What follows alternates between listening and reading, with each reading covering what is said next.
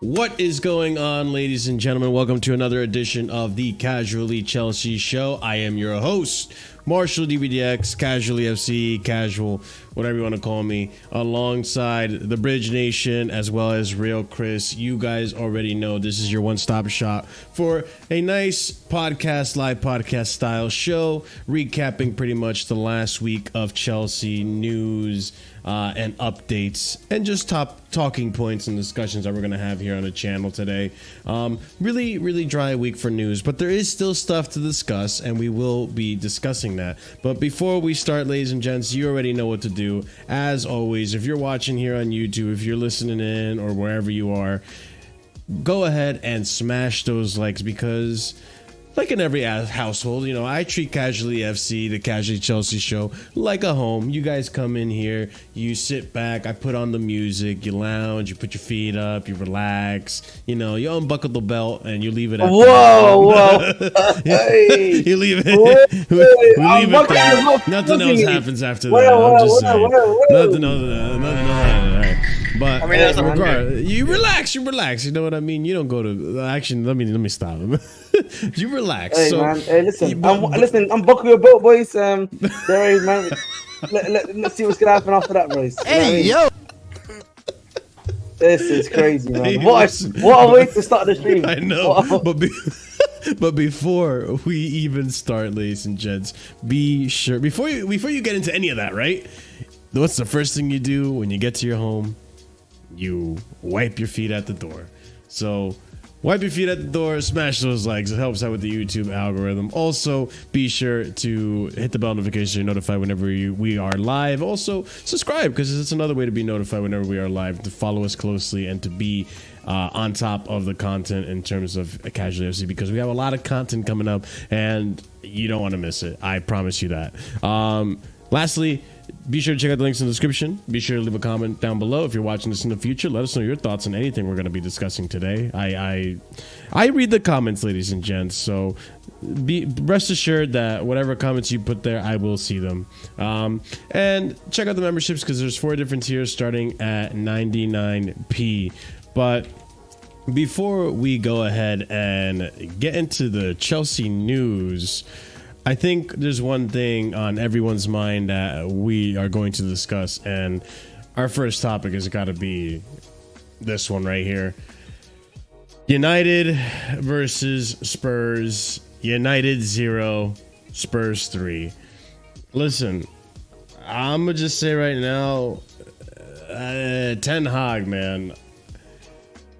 If you survive this, if you survive past January, I'll say this right now. If Ten Hag survives past January, he might be the best, the most incredible manager in the world. I'm just saying. Because think about it, to fail upwards and to be in the position that he's in right now and still be in a job, he's saying something about that. He's a magician. He's saying something back there, because the way United played today, it was horrendous. And I'll say this as well. I think Bruno Fernandes is an absolute joke of a captain. I understand why he got the contract that he got, the extension, but did he deserve the raise?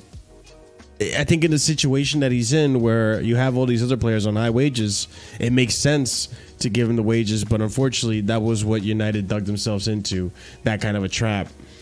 However, this guy's not it. He's not United material. He shouldn't be leading a United side. And to do what he did. Now, I'll put this up for debate. We'll discuss this first, and then we can go into the more of the whatever, you guys want to talk about. But that red card obviously changes the game. Whether or not United were going to come out victorious regardless, I doubt it, but it definitely dampens the blow, because 3-0 at home is absolutely embarrassing. It's a lot more embarrassing than a 1 or a 2-0. A 3-0 is a definitive result. To have you also even, get clean sheeted at your own home ground It's ridiculous. And I saw those the high stands around the 80th. I saw those stands around the 80th minute too. It's embarrassing. The fans are done. The fans are fed up. It's what United are going through right now is absolutely shambolic for a Man United team. A team that all of us here, I think, remember at some point, like we Chelsea fans, or I myself, consider them rivals because we were competing with Sir Alex Ferguson at the top multiple times in those days where Chelsea were the best of the best. I mean, who could forget Moscow? You know what I'm saying? So for me to see the rivalry fall as much as it's fallen, to see that United team that used to be the greatest team in the world, the name that holds such high stature, fall so far from grace the way it is right now, and remain there. It's just incredible to see. So Ten Hag, if he stays in the job past January, I got to give him kudos because I don't know what he's doing. Whatever he is doing, if that's the case, everyone should take note because that's how you keep a job 101. But, I mean, Ahmed, Chris, was that a red card for Bruno Fernandes? No. I would say, obviously, yes, it's a bit harsh. I think it was a very harsh red at the end of the day. It was harsh, I think, yeah. Very harsh red, but like... It was a straight red, right? It wasn't two yellows. Yeah. Straight red. Yeah, it was but I think on some level you can still understand as to why it was given in it, if that makes sense. Like, even if I don't personally agree with it, I understood at least the school of thought of where it was coming from. So... I think he just slipped and his studs didn't even connect with his leg. It was just like other side of the boot, so I don't think it's a red at all. Like at one angle, like where they recorded it, it made it look like he hit him with studs, but when you see the other angle, he didn't hit him with the studs. So I'm gonna see if I can find it. If he hit him with the studs, I think you know what, he slipped, but he still went with studs in it. So you give it to red because Gusto. Remember when Gusto slipped over the ball and studded a guy? Who could forget? It wasn't Gusto's fault really, but we kind of like understood it. Yeah, it was the follow through. Remember? Yeah. So we had the studs out, but Bruno didn't do his studs, so I have to be like, oh, no fairness, the red card don't matter. They was getting cooked anyway. The lot was getting cooked. They were, for lack of a better word, getting B-worded. They were getting B-worded, bro, for lack of a better term, bro. Bitch slapped? Is that what you said? I was going to take that off. Monetizing it, so I was trying to protect it. Okay, bro, we're good. Yeah, well, they were getting bitched apart, and how about that? Yeah, they were Look getting at this. They were getting fucked. Is that the last fan? This is embarrassing. He's like thinking, what's happened? What's happened to my club? What even is this? I don't even know what this is, but yeah. No, I'm looking for image of the. I saw that fan. He looked depressed. That one fan. But yeah, I mean, I think it's a harsh. Regardless of the red anyway, they was gonna lose it. Maybe not as much as 3, but they was losing it. United was shit. So yeah. And the thing is, United got Aston Villa next. They're finished. They are finished this season. Yeah, I don't see. Go ahead. They got Aston Villa, and then I'm pretty sure they got someone else hard. I just need to look at their fixtures. I'm trying to look at it really quickly. I mean, this season for them in general is not going to be good. But yeah, United's got to stay on the same points after even next match week. I'll be real with you. You know who's playing them on Thursday? Sammy or Mourinho's going to be against them. I think Sam's going to get a hat-trick. Really? That'd be insane. And you know Sammy Mourinho's got 4 goals in 4 games, by the way. So listen. Uncomfortable conversation with Sammy, by the way, which we'll hopefully discuss later on when we talk about the trust in the team. Who does Sammy play for? Porto. Oh, really? Yeah. But United, bro. Listen, United, bro. You know, there's a conversation that needs to be had about United that I don't know if they're willing to be had, which is is that club too rotten to the core? Like I feel like for me the situation is they're almost in like a 2-4 situation where they need to remove certain players from the squad, right? Which we all agree with. But at the same time, they also need to what's it called? Yeah, take out the manager too. But it's a double. But it's like essentially it's like a double-edged sword, right? Because it's like we need to take this guy out, we need to take this guy, we need to take all these guys out. But how are we going to be able to do that? If that makes sense. I'm just imagining if they didn't spend that 80 million on Anthony. Like, you know, like the thing for me also is just like, you know, I hope they realize it's going to take a long time to sort out. By the way.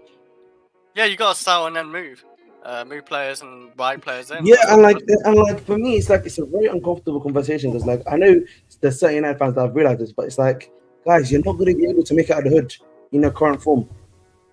Yeah, and here's the thing. Go ahead, bro. I mean, I was gonna ask you guys, both of you, do you think that United currently are where we were in January 2022? Yes, good example. The problem that they have here is that they can't do what we did in January 2022. Do you know what I mean? Sorry, they can't do what we did in the summer of that season, where we were like, you know, fuck the season, let's remove all these guys, etc., etc. Does that make sense? Mm-hmm. Because the way I think about it is in January 2022, and Chris, do you think the same? By the way, before I go into this, I'm pretty sure we were the same state as them right there. Even after the season where we bought all our dreadful players, pretty much the same as them.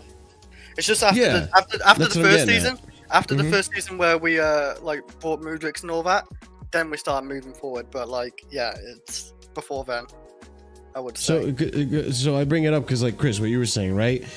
We went into that season with some big transfers. You had Raheem Sterling on big wages, big transfer.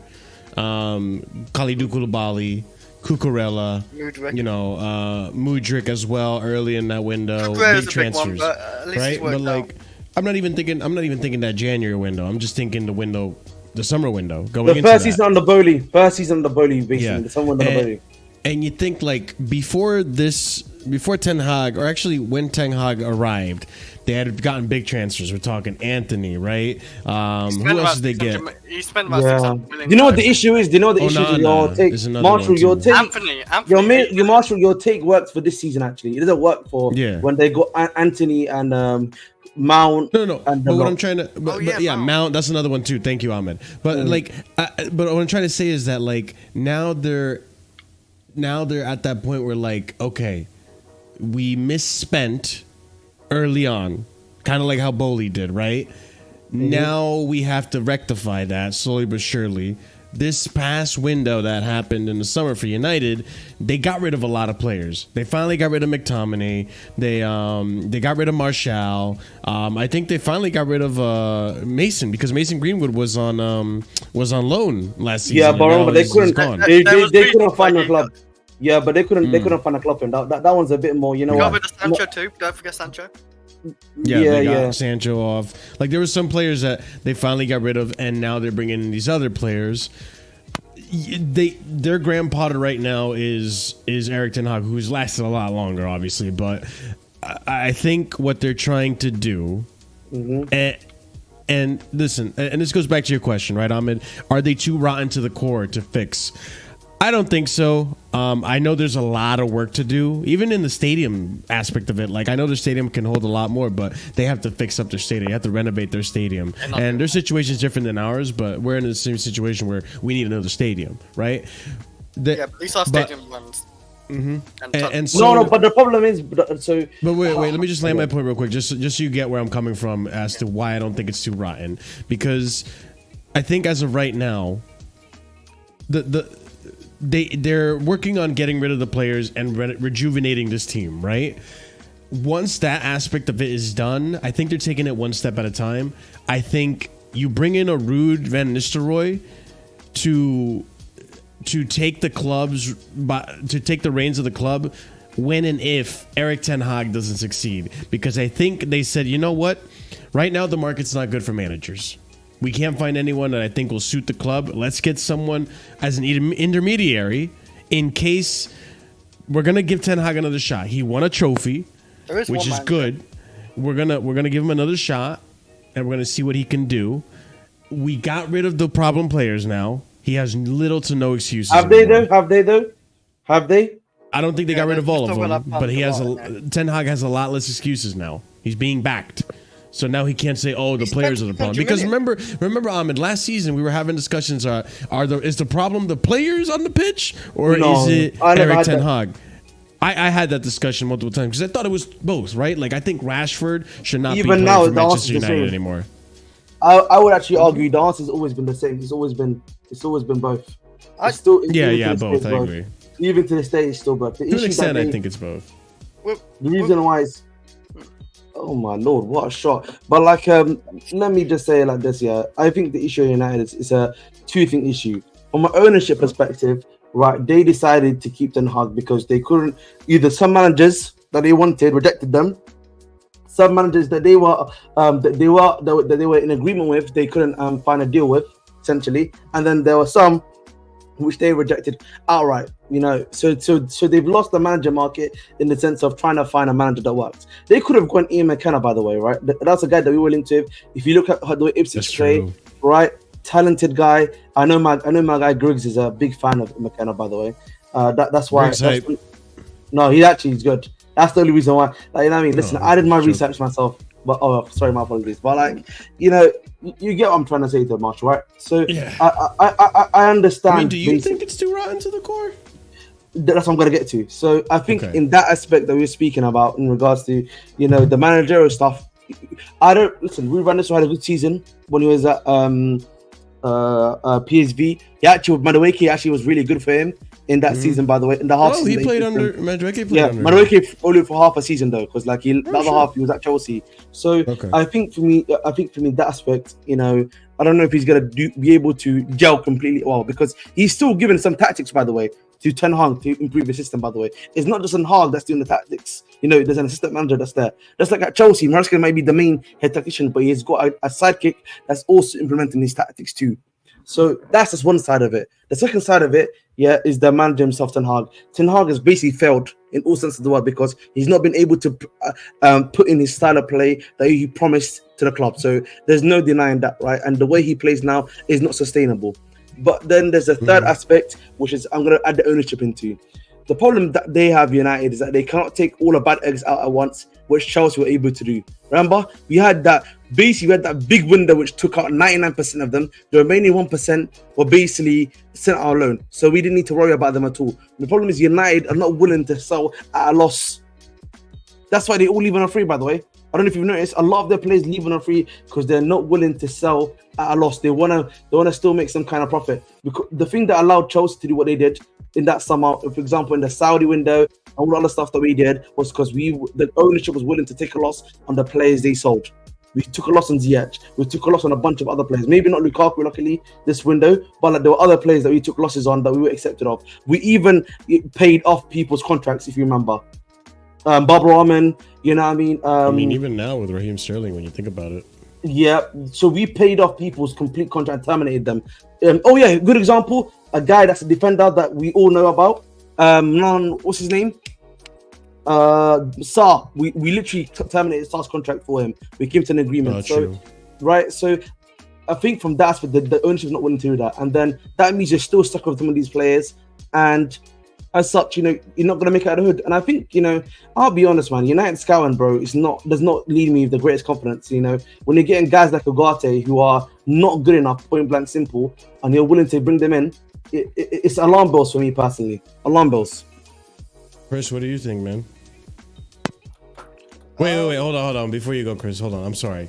Wait, so I want you to go back to that. All that to say though, Ahmed, this is your reasoning for thinking it's just not fixable? It's gonna take. I think it's gonna take a lot longer than I think. A lot longer than us. Yeah, I think the difference between us, was with that at least we had a set of malleable players, and the ownership that was willing to at least sacrifice themselves to get something done. I just don't know if Ineos is that guy, is those guys. Does that make sense, Marshall? Yeah. And as such, I think any process that is going to take place there probably going to be, sadly, like it might be another 5 years, bro, until these guys are like truly like title contending. If that makes sense. Title 5 years is crazy. Okay, you know what? When you say title contending, yes.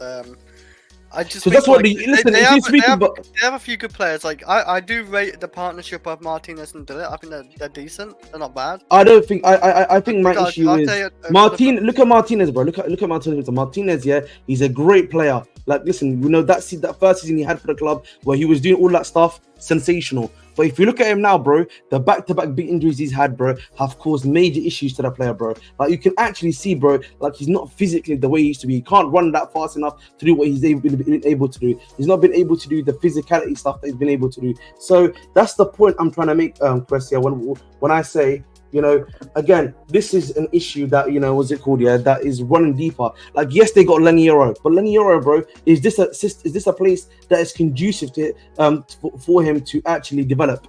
Because you look at my guy, Kobe Mainu. He's injured now. Kobe Mainu been running to the ground essentially. Oh, is that why he stepped off? Yep, apparently he's injured. That's what someone was telling me. Yeah. Oh my God, United, you're in more of the mud than I thought. That's the point I'm trying to make, though, Marshall. Look, also, oh, sorry. You talk about like what they need to do as well. They need to get a left back. Luke Shaw is never fit, and they have to rely on Delon. No, you know Luke Shaw, Marshall. Yeah, someone told me this last year. Guess how long Luke Shaw's been here? Been where? Been at United. I think he's. Oh my God! I'm gonna take a guess, and I'm gonna say he's been at United since 2018. He's been there for longer. He's been there for a whole decade, Marshall. He's been. I think this is his 11th year. Yeah, bro, Chris, that's what I'm telling you, Marshall, bro. Southampton, man. He has been here for. He's been here basically. Oh my God, Surfer! What? Yeah. Really? Yes. Bro, he's been here for a decade, Marshall. This is why, by the way, Marshall, when we talk about when you talk about some of these guys have been here for ages, bro. That's what I'm talking about, bro. People don't know that people think, oh, Luke Shaw's like a new signing. This brother's been here for years. He's like 19. He was there like when he's 19. Bro, he had one season at Southampton, and then in the EPL, and then came to United straight away. I swear, I thought he came in later because Luke Shaw to me became relevant in like 2020, 2021, 2020. No, he was very exciting signing when he first happened. Like, everybody's talking about how good of a signing he was, and then I don't know how much they paid for him back then either. Was it like 30? They paid like 40 million for him at the time, which is really big money for a fullback at the time. They chose him, I think, over Leighton Baines, if I'm not mistaken. No, I think there's rumors they could have got Leighton Baines, but Luke Shaw's a lot younger, so they picked that. And Luke Shaw's had a lot of issues, burgers, injuries. That's what I'm saying, bro. This is why, bro. No, I remember when he had man. There's another one that we need to talk about, by the way. Yeah, Marshall. Yeah, realistically, would you give a contract to Bruno Fernandes? Yeah, at the big age of 30 years old. Yeah, he's 30 years old now. You've given him a contract extension. Yeah, you've now given Rashford a contract extension. A guy that's for all intents and purposes. Wait. Hold on. This season, you're talking this past summer window. This season, they gave Marcus Rashford a contract extension. No. I'm saying they gave Marcus Rashford a contract like a year ago. You know when he had that. Okay. Yeah. Okay, that I understand. Okay, I thought you scared me for a second. I thought it was like they gave him another contract extension. They can't give him after what he did. They can't give him that one. Exactly. No way. Yeah. But go on. I'm sorry, I didn't interrupt you. No, but the point I'm trying to make, Marshall, is that they gave Rashford. You see in the post-contract extension, bro.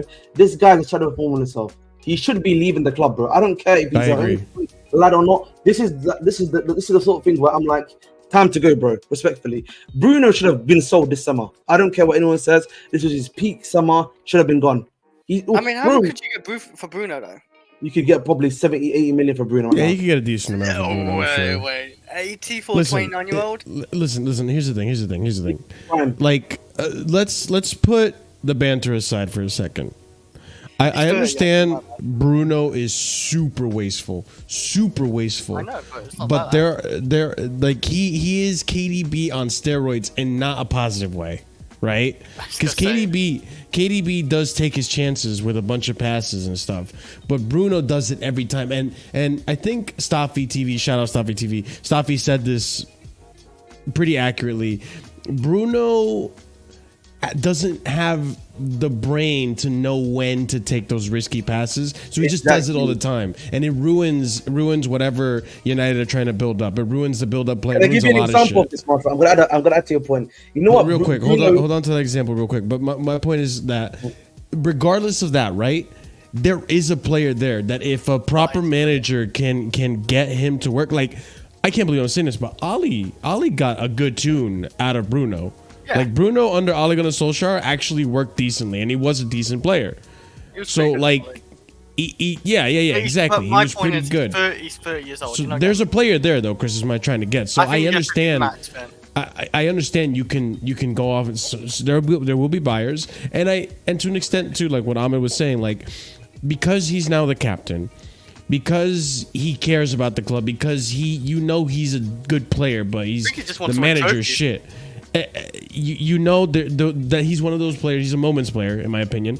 You know that he can give you a moment. You know that he can change a game for you every now and again. You do sign him. Unfortunately, I disagree with how much they signed him for, or they re-signed him, and how much they gave him the salary. I get why they gave him the salary, because you're giving Marcus Rashford that. You're giving Mason Mount's getting this much money and all this. Why the fuck would it? He's better than both those players. Oh, he's clear. You gotta give. He's clear Mason Mount, and I think he's better than Rashford. He's fit. Nah, they're trying to steal my manager. You know, Secret Scout's trying to get them to get Liam Rodney from what's it called? It's just like Tuchel. Strasbourg. You know the Strasbourg have, our guy. Yeah, he's really good, bro. He's actually, he's a talented manager, right? I heard that he got done dirty in his last job. I forgot. Huddersfield, right? Hull City. So, but yeah, you were gonna say about Bruno. I'm sorry, bro. No, I was just saying the problem with a guy like Bruno is because, like, when you're playing a possession-based system, let's say he was playing for Chelsea right now in the Palmer role, bro. I would be having my head out because, like, Caicedo would be dying. I would lose my mind. It'd basically be like Gallagher with Poch, bro, where, when he loses the ball, it's really Caicedo and Enzo that have to do like the crazy leg work, every single time to make something happen. Because otherwise, bro, we're in trouble. 100%. And I feel like the only team that you could work for, and where you could do that thing, and you could get away with it, by the way, is Atletico Madrid. Again, that's the only team because they work hard there. They do that thing there where everyone works hard and everything like that. That's the only place where that would work, honestly. Yeah, I mean, listen, to an extent, I feel bad for United, but also, I mean, I don't feel bad for United. They gave me nightmares, bro. They gave me that Moscow thing when I was Moscow. No. I'm not. Listen, I can feel sorry for my United mates, but not for the club. Fuck the club, bro. What are you doing there, bro? I agree. I hate Fergie time too, Ahmed. I hate Fergie time. And United fans posting about it. No, I just hate Moscow, bro. I just hate Moscow so much, because they ruined my childhood. Yeah, no, that one is very vividly ingrained and burned into my head. Yeah, that image is very ingrained and burned in my head. But, like, I guess to me, like, I just miss the rivalry we used to have. Right now, it doesn't feel like a rivalry. They're just a banter club. Like, that's what it feels like. Marshall, it's so different now. When your club is doing well and you don't have to worry about this stuff, bro. Honestly, like, it's actually a black, because, like, now you can actually, like, analyze and, like, have hindsight when you were in your own period like this, when you were, like, bro, last season to an extent and this season, bro. Like, it gives you better perspective of your time period, if that makes sense, bro. Yeah, no, I get what you're saying. It's just, listen, I don't know what United are going to do. I don't know how they're going to go forward. I think the solution is what everyone is saying. You need to sack the manager. Who is out there that's going to take that job, though? Is he going to take the job, though, Chris? Yeah, I think he would. Ahmed is Somali Jesus of them predictions. Explain, Kai. What do you mean by that, bro? I don't know, man. What were you going to say, Ahmed? No, I was just going to say, bro, quickly. I just, That's really explained. Sorry, I'm delayed. It's a new format for the soundboard. Go ahead. No, I would just say, with the stuff that's happening, with United and stuff like that, bro, is a manager necessarily going to change the game as much? Or is it just going to be another thing? Like, is Ten Hag going to be just what happened with, like, Ole Gunnar Solskjaer, with all these other managers, right? Where, he's always doing so well. Let's give Van Nistelrooy the job, and then big splash wrong. We're back. Van Nistelrooy 18 months later, same situation as Ole Gunnar Solskjaer. I have a question, actually. Because to answer your question, because you did ask me a question first. Sorry. To answer your question, I do think that another manager can at least make something happen with this team, and make it make more sense, because there are certain lineups that Ten Hag puts out there that, I'm so honest with you, dude, it doesn't make any sense why you're putting these lineups out. I don't understand. Like, let me look at this lineup today. I'm sure there was some questionable decisions in the lineup. Okay. Actually, to be honest, yeah. Okay. Why are you persisting with Marcus Rashford? That's the one thing I don't understand. That actually made sense. That made sense this game, you know. I don't reckon that made sense. Because in this game, obviously, they're playing against the high line. You want some guys of pace, unironically. I'll actually give him that. Garnacho Same with Garnacho. there. No, but he probably went for a it was like a 2 because all he was trying to do was trying to get Bruno. Garnacho did start. I'm sorry. Yeah, but yeah, why aren't you starting Amad Diallo? That's the part that confuses too. Because like Diallo is talented. With respect to Ahmad, in this game, for example, yes, you would want to start him, but because they don't have enough technical players to play alongside him, and they're not playing that fast ball, because Ahmad's like, listen, Ahmad's fast, but he's not that fast. Yeah. And I'll be honest with you as well, like some things that I've seen, for example, when Casemiro came into this team, he was their best player that season. I find it so hard to believe that it is only just Casemiro and him alone. He is the reason why he has capitulated completely. I don't believe that this Casemiro we're seeing is really Casemiro. I just think that I think part of it is Casemiro is getting older. I think the biggest part of it, the biggest factor is that you have Ten Hag who is setting him up to fail and putting him in a position to fail. Kind of like how we put Levi Colwill left back last season. And by we, I mean Mauricio Floppicino. That's what I'm getting at. So I think another manager has the wits about him to be like, hey, I can't put this is against Casemiro's strengths. I'm exposing him. I know he's not the fastest. I know he's not going to be able to cover the whole ground of the pitch. Why am I putting him in a single pivot?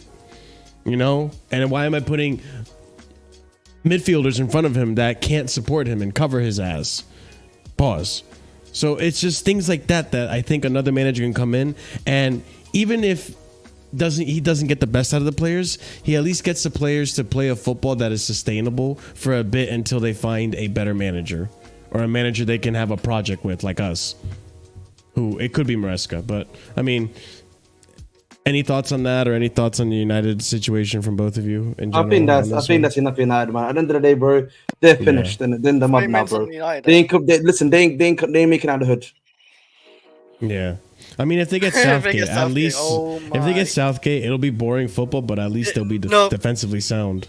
No. It will be bad. You will know after like 6 months. You don't think Southgate will set them up defensively sound? It will be worse than Ten Hag. I guarantee it. He's a bum. He can't make it in league football. Like these now, he's a bum. He can't do international. He's a bum. All right, fair enough. I mean, I don't disagree, but yeah, I would be on. No, let's not say that here. Fair enough. Remember, you are live.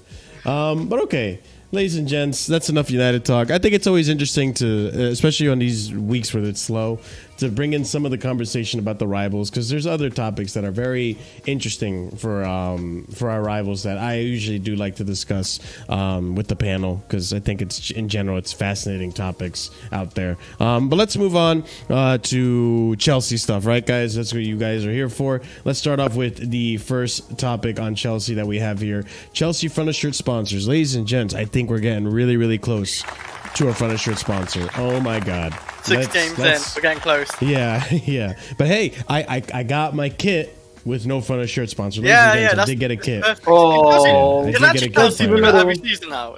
Can we actually just not get a sponsor at the start of the season so I can just buy the kit without a sponsor? Yeah. And this is Jordan. I love to have Jordan on. Well, let's talk about the front of shirt sponsor that we potentially may have now. So it started off with this bit of news here. Bear with me, people. I got a fair bit of reading to do. So Chelsea are in talks with Qatar Airways as a front of shirt sponsor. Last week, Qatar Airways signed a massive 6-year UEFA Champions League deal worth £70 million per year. As Sky Cover reports, the club is still negotiating with other major airlines. According to my source, the club is in contact with Riyadh Air and Turkish Airlines. For the Turkish carrier, it would be a second chance to become a shirt sponsor. In 2015, Turkish Airlines had already signed an initial agreement with Chelsea worth £25 million. PA? What's the PA stand for? Per year. annum. per annum. So is that like a per season? Yeah. Yes. Yeah. Okay. Gotcha. But that's what the ALB stands for. So. Okay, I never heard that. Which ultimately collapsed due to look at these Americans. So uncultured, mate. Get an education, mate. We'll continue on. Ahmed will never beat the xenophobia accusations. Mate. Listen, man. Get these Americans out of my club, mate. Get these Americans out of my club. Say no to Americans. You know what I mean? Let's have it right. Our context would be mad. Our context is crazy, but hey, listen. I know. Hey, I wonder if out of context, my out of context channel thing is still out there. Oh, that's another topic. Sorry, let me digress. Chelsea sponsorship could help implement Qatar Airways' new strategy to expand its operations in the UK. From 27th of October 2024. Oh, look at Seniac thinks that I'm being serious. The Qatar carrier will add an 8th daily flight to London due to increased demand from passengers traveling with Qatar Airways.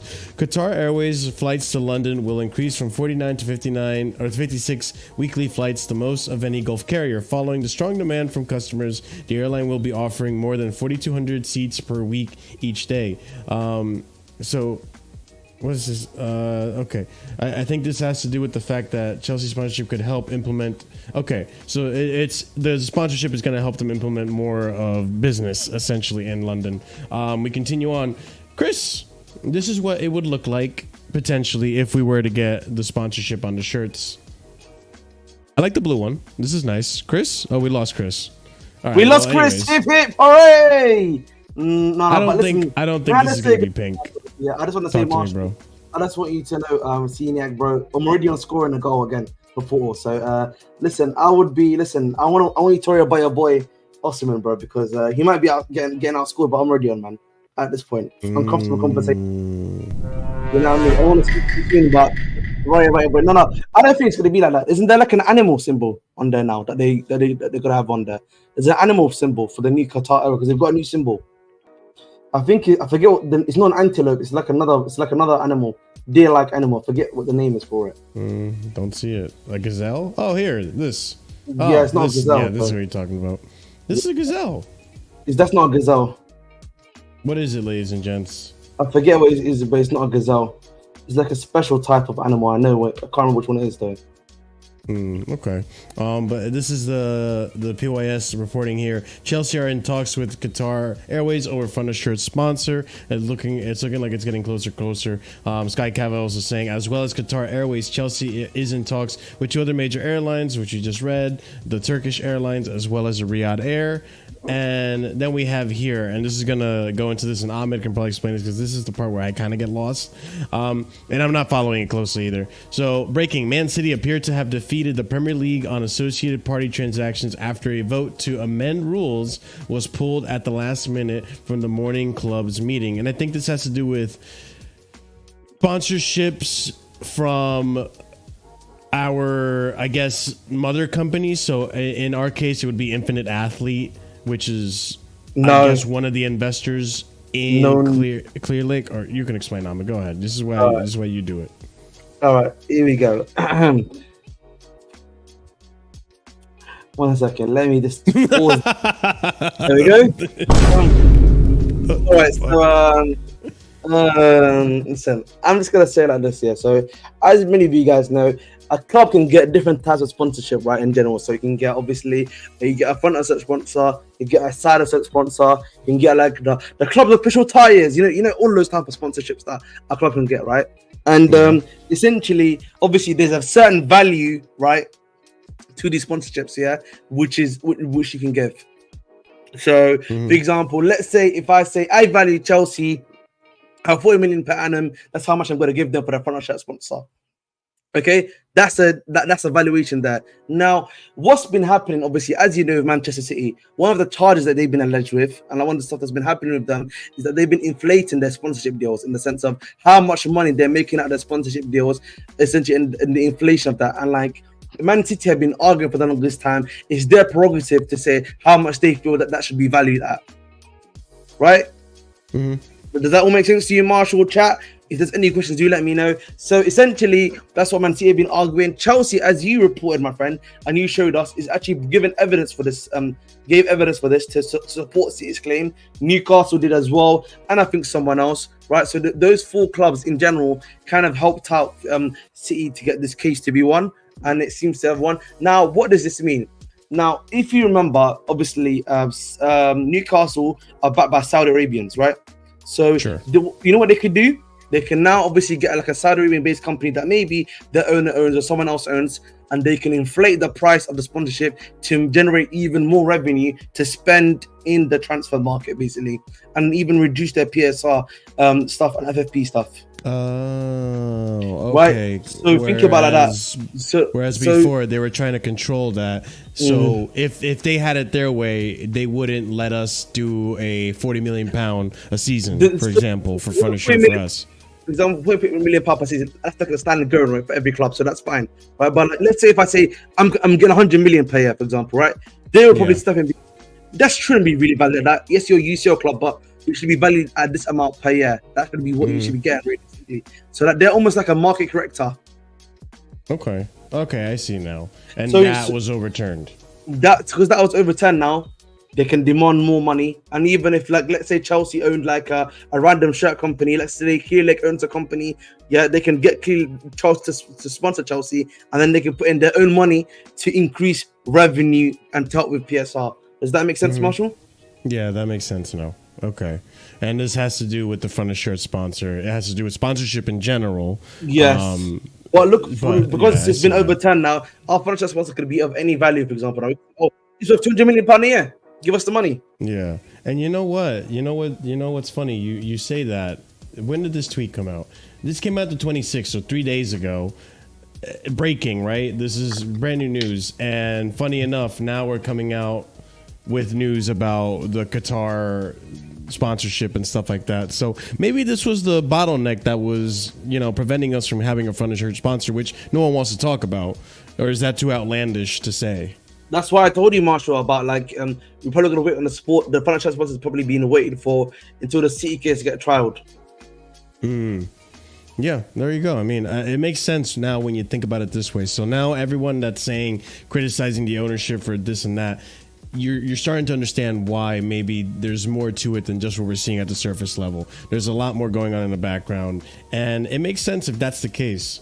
And honestly, I'm okay with it as well, taking this long, because look at the sponsorship we're looking like we're going to get. It's looking like it might be a long-term sponsorship with Qatar Airways, because this is starting to advance now.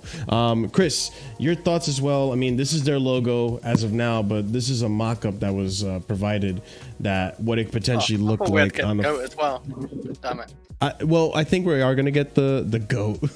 I think it's called an Orcs. That's what Adrian says. An Orcs is a Pokemon, bro. He's trying to troll you. Oryx? Yeah, at first I thought it was Onyx. No, Oryx is a Pokemon. It's Oryx. Let me look at Oryx. No, it's you guys are assholes. You guys are trolling me. It's an actual animal, an Oryx. It's a goat. It looks like a goat. It is a goat. It's a part of the family of the goat's cousin. What? All right, Chris, what are your thoughts on the kit? At least it ain't number 3, man. I actually don't really care what sponsor we get, to be honest, as long as it's writing. Qatar, it don't really matter what name it is, to be honest. I would love the Jordan one or Paramount Navy, but it's writing. It's clean at least. That's all I can ask for. How much are they giving us? Do you know? We don't know even negotiate. That's the one. That's the one thing I really care for as well. The price, if we get 50 million or whatever, 45 to 50. I'm good with that. We can't ask for much though, Chris, because we're not in Champions League, unfortunately. We're in Conference League. Well, we are. The competition you want to win. Apparently, it's not a gazelle, Joe. Because, listen, I'm from Somalia. Yeah, look up Oryx. Look up this animal, ladies and gents, and you'll see what it is.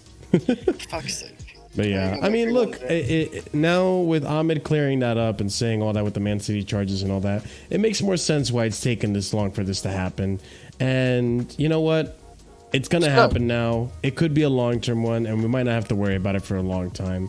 I think it also helps that we fired Chris Jurassic, who I believe was also responsible for this. Like, I think he was bottlenecking the club in terms of the business sales. So, yeah. Any more thoughts on sponsorship, ladies and gents, before we move on to media? Nah, there's no price on nothing. All right, we gotta discuss the media because, as some of you guys know, there have been a lot of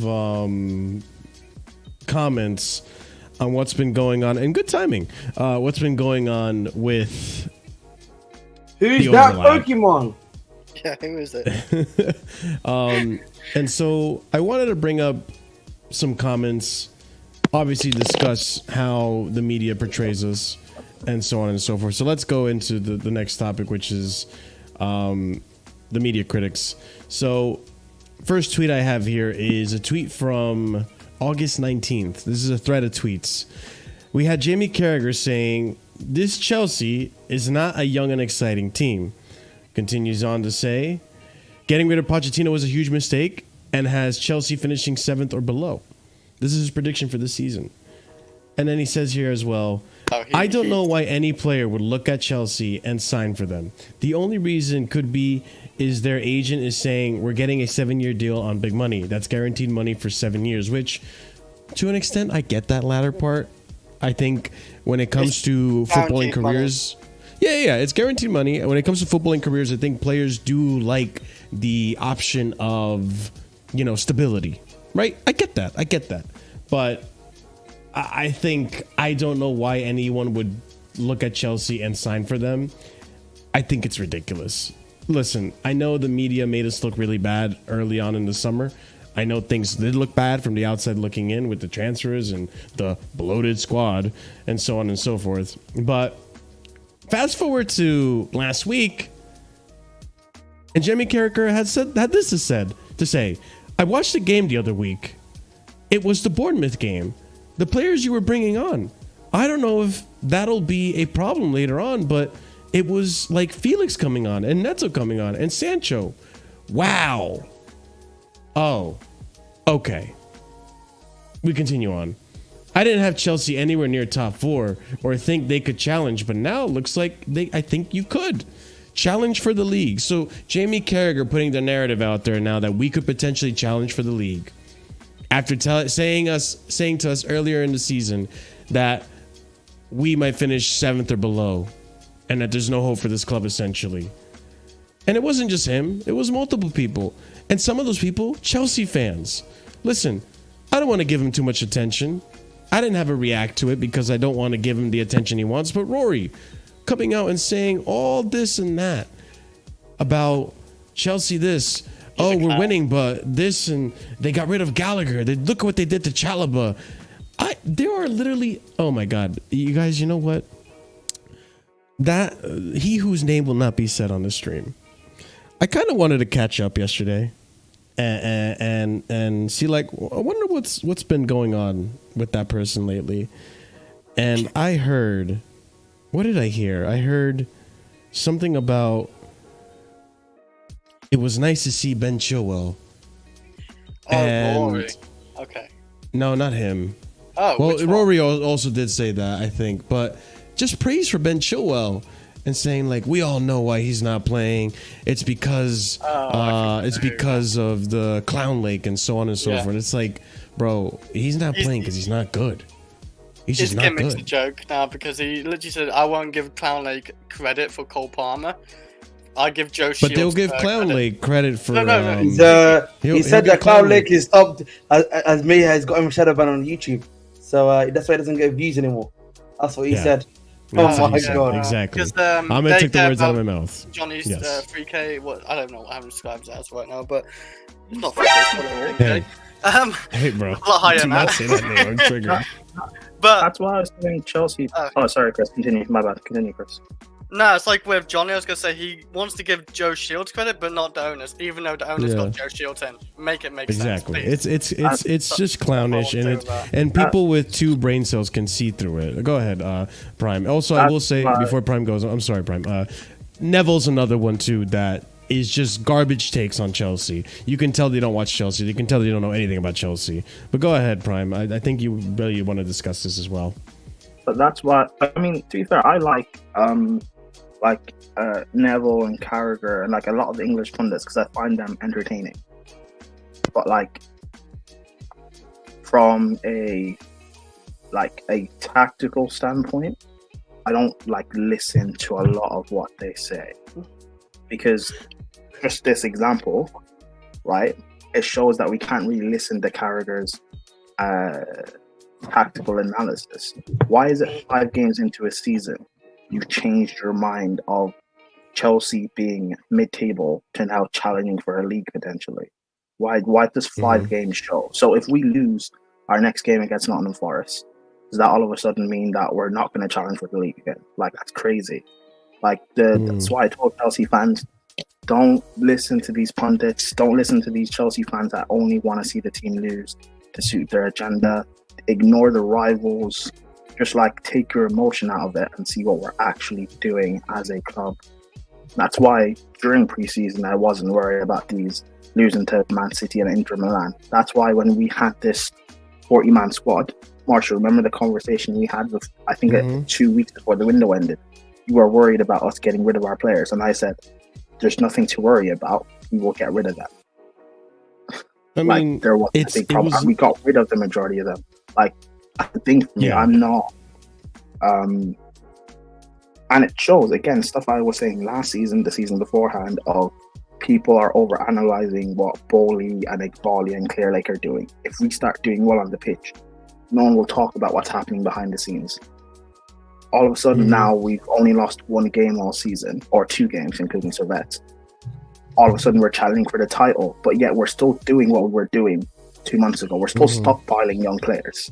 We're still doing the exact same bullshit, quote unquote, but because we're winning games, no one's going to talk about it. It's just like people flip-flopping, like it's for the sake of it. And that's why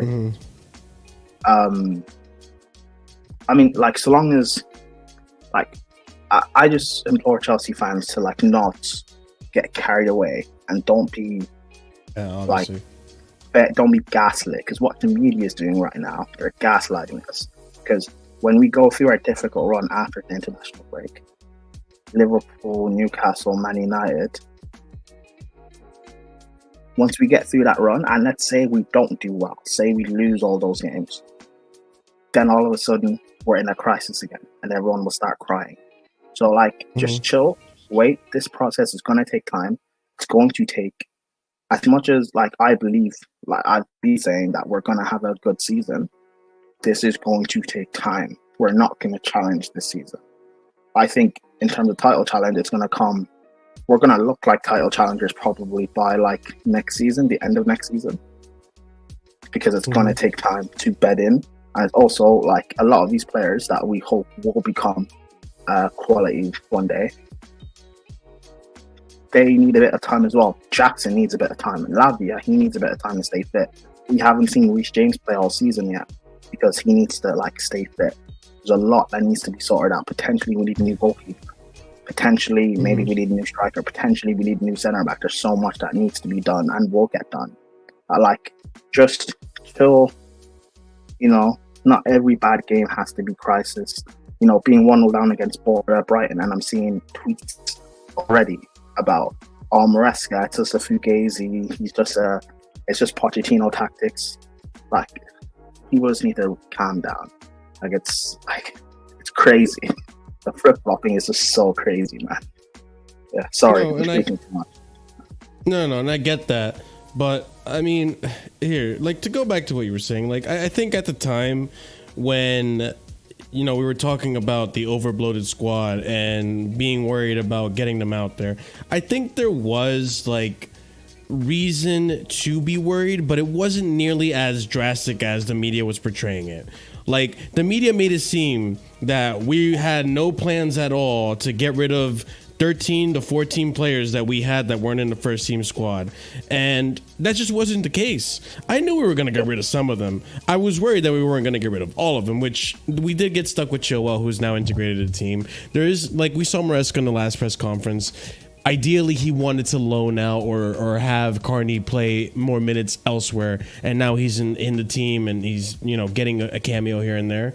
And Cassaday's another one too. That is he going to play often? We don't know. He got his first start in the Carabao Cup, so that's that topic, right? But overall, what you're saying though, I think in terms of like how the media is like gaslighting a lot of the fans and to believing these stupid narratives and really taking advantage of it. And it's crazy to see it because like, here, I'll show you guys. Chris, what are your thoughts on the media while I pull this up real quick? With the Jamie Gallagher, I agree with Prime. I actually don't hate Gallagher. Carragher. Yeah. Carragher, Jamie Carragher. Yeah, Jamie Carragher. Okay. Mm-hmm. And this guy I don't like at all because he's a clown and he literally just talks for the sake of it at this point now. Here's the thing. Prior to I'm sorry, Chris. What I wanted to show is that this is the man that they chose to represent us at the overlap, right? Prior to the overlap thing, this guy. You look at the videos and you would think, is he really a Chelsea supporter? Honestly, I wouldn't be surprised that he doesn't watch Chelsea games. He just sees the results. I wouldn't be surprised. The last positive thing on Chelsea that I see here was before the Euros. I think it was way back in... I think it was the United result. That's about it, really. Like, I will say, obviously, the last 2 years before was kind of shit for most parts, but, like, this guy would say... He'd say, oh, we should never sack Pochettino, right? But he also said in his videos, we should sack Pochettino. Yeah. If you weren't a Chelsea fan, right? Or you didn't watch Premier League football, you didn't know about Chelsea, and you spoke to Rory, and you were speaking to him, and like, oh, you're a Chelsea fan. Oh, I heard about them in England. What are they like? What's going on with them? You would speak about Chelsea as if we're on the brink of relegation. Yeah. Like, it's not, bro, the way Man United fans are so confident about, even now after this result, there's still Man United fans that back Ten Hag, that believe they'll finish third, they'll have a brilliant season.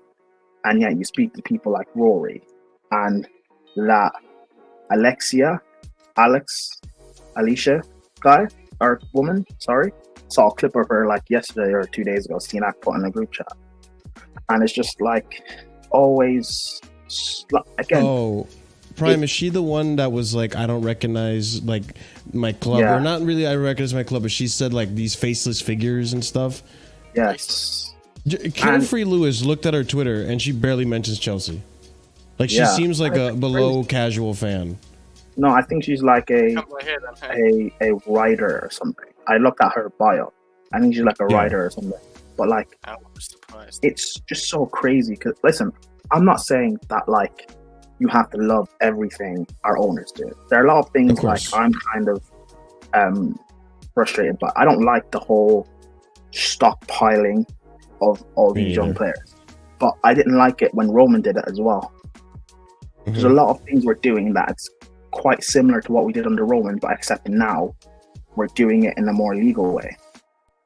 Yeah. All this talk people were talking about, oh, we're going to get sanctioned, can't spend 1 billion without being in trouble. But yet we've sold, I don't know if it's 1 billion, but we've sold roughly the same amount to offset that price. The only way you can get in trouble by like FFP or PSR or UEFA or whatever is by stuff that happened under Roman Abramovich. Like, I don't get the, and again, you don't have to love everything these owners do, but like to say there's no positives, there's no hiring, sacking Poch, even if you wanted to keep Poch, but bringing in Maresca and the way he started, you don't think that's a positive. The fact that you won't even give our owners or the scouts, whatever, credit for the likes of Cole Palmer, for the likes of Malagusto, for trusting in Colwill. There's all this talk about the academy, we're selling all these academy players, but yet Colwill is one of the faces of the club. You're not going to give them credit for that. Like, it's you're crazy. You're not going to give them credit for finding Jackson. Because right now, whether or not we need a striker, but I look at Man United and they wasted almost 100 million on Højlund. Liverpool wasted 100%. Almost 100 million on Nunez. Arsenal have wasted over almost 100 mil on Havertz and Jesus, and they don't have a striker.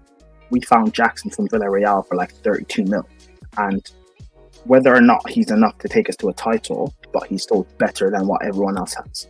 Spurs wasted 65 million on Solanke. I don't care. Solanke is not better than Jackson. There's no one can convince me he's better than Jackson. And yet we have one of the best forwards in this league, and potentially he's not good enough to start for us for a league title. Like, there are positives.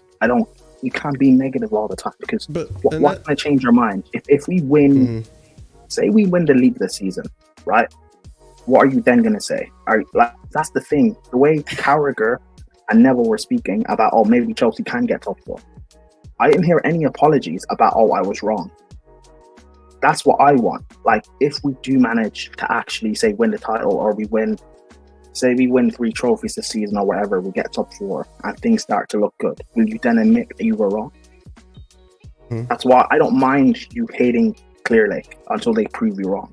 Like, with how, like, people don't like how Lee Gunnar acts, but, like, I kind of get it. Until Arteta gets over the line, he's not going to really change his mind. And that's fine if you have that mindset. But if he then does get over the line, if we win the Prem this season, say, or we win the Prem next season, are you then going to admit that you were wrong about Clearlake? Or that you guys weren't willing to give them credit? Like, that's my thing. Like, what is it going to take? What do they have this to do? is the thing. This is the thing, right? Like, for me, I want to ask you guys, and give me your honest opinion, because I try not to be biased, but sometimes it's hard to recognize if you are biased or not. The one thing I asked, the one thing I asked for in my content, and I think I speak for a lot of people when I say this, is they want people to be genuine and be objective, and that's why you have, like, I enjoy Saeed. Even though he's a United fan and a United supporter, and I think he believes in his club a little too much, despite, you know, who his manager is, at least he's objective, and he knows when something's not good. And there's other fans out there that are objective. I tend to gravitate towards content creators and people on Twitter, wherever, who are objective. And people who are objective. This is why you guys are, you know, I invite you guys back, because I feel like we can have an objective conversation. My question to you guys was going to be, like, do you guys feel like I defend Clearlake too much? Do you guys feel like I defend this ownership too much? Or do you guys genuinely think I try to be objective about it? And Chad, this goes for you too. Be honest with me. Like, I don't think, at least from, I don't necessarily see what you say on other channels and stuff, but I'm assuming it's consistent with what you say here. I don't like what you speak about Clearlake. You're quite objective. I think I probably, like, defend them, like, more than you do, and it's not necessarily a defense thing, but it's more so, I think, a case of, I don't think everything they're doing is wrong. It's only because we, up until this season, we've been so bad on the pitch that people want to scrutinize everything that we're doing. But we're doing. Your internet, Minerals got you. I had a hard think, and I'm thinking, you do criticize Marshall, so. We're doing everything I try to be reasonable, at least. You're reasonable, but, like, you're not emotional about it. That's the thing, and that's fine. That's how we should be. But the thing is, people will look at you, and because, like, people will look at you, people will look at Joey, people will look at Jimmy, because you guys are American, your opinions are not valid. Of course, you're going to defend the American owners. That's how people do it. I just think, like, and Ahmed, obviously you disagree. You think I'm a biased piece of shit, but regardless, like, I mean, Ahmed, yeah. Let me talk. No, I just think the reality is, like, there's always going to be guys that, you know, for lack of a better word, they're not. It's almost like I want to say a grift, for lack of a better word, for them, in the sense of the stuff they do criticize the club for, and, like, it's just the reality, you know. Whenever you're on YouTube or anything, the best time you make the most money, or the best thing you do whenever it comes to anything else, is when you usually, guess what? when usually the club's in a bad place. That's when you make the most amount of money. You know what I mean? Yeah, that's when you make the most amount of views. And for a lot of these guys, bro, that's why, bro. You know what I mean? That's what they want to do. You know what I mean? They want to be sensationalist. Yeah, that's the point I'm trying to make. Like, you know, oh, Chelsea's finished, Chelsea's that, and like a good section of them, you know, that's the sort of thing that they essentially want to live and do by, right? And not I think just that, though. They want to be proven right. So, no, exactly. I know what you're saying, Ahmed, but they also want to be proven right. Because, like, a lot of people, and even not just with Chelsea, like, I see a lot of football fans are like this. A lot of people in life are like this. They have an opinion, and they're so dead fast on that opinion or that belief or viewpoint that it's very hard to get them to believe something else. Like, we see this in, like, politics and religion or whatever, not to divert from football, but, like, I believe this way, regardless of whatever evidence you give me or you show me, I'm not going to believe what you believe. And I just think that's just a bad mindset to have. For me, I'm always like, I have my opinions on things, but I'm always willing to be proven wrong. I'm always like, if you can prove me wrong for whatever reason, or then I'm happy to be proven wrong, or at least I'm happy to see your point of view.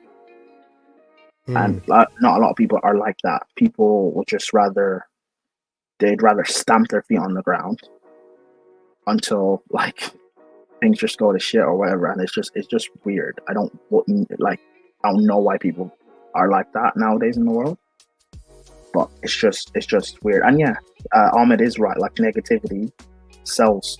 That's what, like, look at the news, for example. The fact that they're always reporting negativity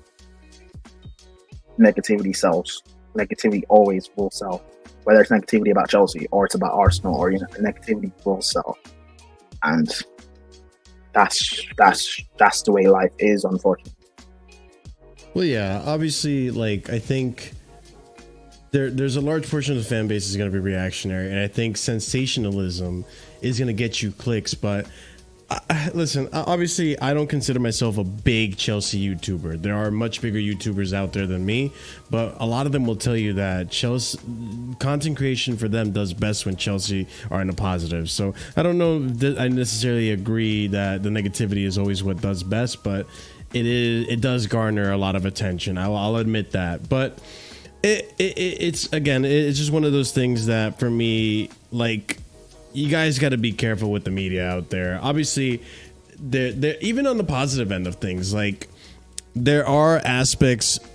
There are people out there that are, you know, you have Jamie Carragher saying we're going to challenge for the league now, and it's only like 5 games in. It was after the Bournemouth game. He's saying we're going to challenge for the league. What makes you? Yeah, and it's just like, bro, like, come on now. Like, you know what Shane did? Like, trying to crash it on us when we fail. Yeah, exactly. He's setting us up for failure. And listen, maybe Chelsea can challenge for the league, but am I going to say that with chess right now? No, I need to see more games to really, really believe that is the case. Like, I need to wait until January. I need to see what we look like in January before I start saying, like, oh my God, we might actually be in a title race. You know, like, you know, this is the things that time will tell. Don't get sucked into this media shit. And I know a lot of you guys in chat don't, like, and people in the future watching, you probably found this through your homepage or the algorithm on YouTube, and welcome if you did. I hope you do subscribe. But I try to be as objective as possible. I try to have conversations on here. I try to have a reasonable show. I'm not trying to run any agendas, and if I am, I'll admit it's an agenda. But oh, you admit the Jackson agenda? Okay. No, I've never had a Jackson agenda. God damn it! I just called him touchy because he had too many touches. All right, and I know that's a questionable name because, you know, whatever. But at the end of the day, it is what it is. Like, obviously, I'm gonna stay my course, you know, keep in my lane and do what I do here, because I like the chat that I've manifested or created here. I like the Discord community that we've made and the conversations that we have, and I like the exchanges that we have. And I think it's built on the fact that I try to be true to what I believe in. I try to stay as reasonable and objective as possible, and I criticize where I have to criticize, and I try not to be overreactive is the big thing. But yeah, I mean, we'll see. And speaking of overreactive, I do got to ask this question here now. Is it too early to say that Cole Palmer is world class? Now, before we answer this question, I gotta give you guys some facts here that I found, and I might find some more. So let's just look at this. We have this tweet here. Just a reminder. We sold Mason Mount to Man United for £60 million and bought Cole Palmer for £40 million in the summer of 2023 transfer window. We continue on. Another tweet here that I have. Oops, wrong thing. Most GA combined in the Premier League as of right now. Erling Haaland tied with Cole Palmer. And then we have Nicholas Jackson not too far behind him. And then another tweet here. Cole Palmer joins Frank Lampard as the only two players in Chelsea's history to score 4 goals in 2 different Premier League games. Palmer against Everton and Brighton, and Lampard did it against Derby and Aston Villa. Talk to me, Chris. It's probably gonna be more. Like, he's gonna do this more. I reckon a couple more times.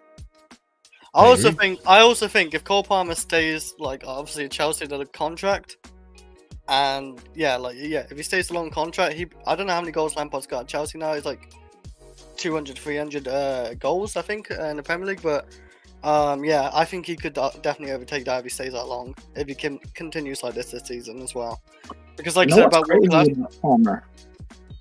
Oh, sorry, Chris.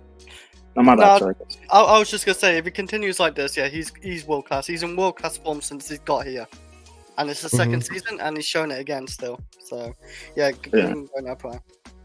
Yeah, no, he definitely is a world, like. But at the very least, he's on. Actually, I don't know. You can't even call it form, because form is like over the period of a few months. He's had a world-class season. He's got world-class talent.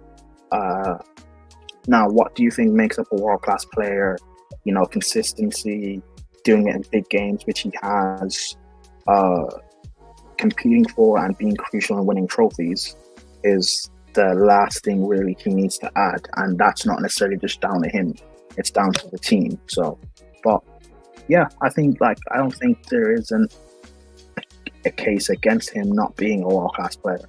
Like, there's not many better 10s in the world than him. There's not many better right wingers in the world than him. He's just phenomenal. He's got this laid back but absolute arrogance about him. Kind of they're not the same player, but kind of like Hazard had, where he's just so laid back and composed because he knows he's the best player on the pitch. He knows he'll make the difference regardless. Like, there was a pic before the game that someone posted where everyone else was in like in warm-up gear for the game, and he was just in a tracksuit. And obviously that was probably taken before he changed, but just that like calmness and demeanor that you poll in the chat for you guys, by the way. Yeah, that you need to have. Go ahead. Yeah, bro, I absolutely love it. And give me 1 second, guys. Continue the conversation. I'll be right back. Give me 1 second. Yeah. Having a player like him in, like, for example, on Saturday, going 1-0 down against Brighton, you know, that could have been very tricky for Chelsea. But when you have a player like Cole Palmer, who will make something out of nothing, and he missed, I think, 2 good chances. Like, he should have scored 6. For him, I will say sitters. For the player he is, I will say those are like 3 sitters he should have scored before he got his first goal. But yeah, he keeps going, his head doesn't drop. And then in the second half, he decides, I'm just going to play make. I don't need to score more. He could have scored if he wanted to, but he just decided to play make. Bro, I think he's a better playmaker than a goal scorer. The amount of chances we waste is crazy. The amount of chances he creates that we waste is absolutely crazy. I think he's a much better. I say much better. It's neck and neck, but I would say he's a better creator than goal scorer, in my personal opinion. It's a tricky one. Yeah, but yeah, he's just bro. Could you imagine if we had Haaland? Oh, if we had Haaland, it's GG's for the league. I think it'd be over before it started. I'm just imagining if he had him. Oh my god, it'd be. If we had Haaland, or like just a pure goal scorer, like a Haaland, or a Ronaldo or just someone who is. I won't even care if they're not the best all-round player, just a pure goal scorer for Palmer.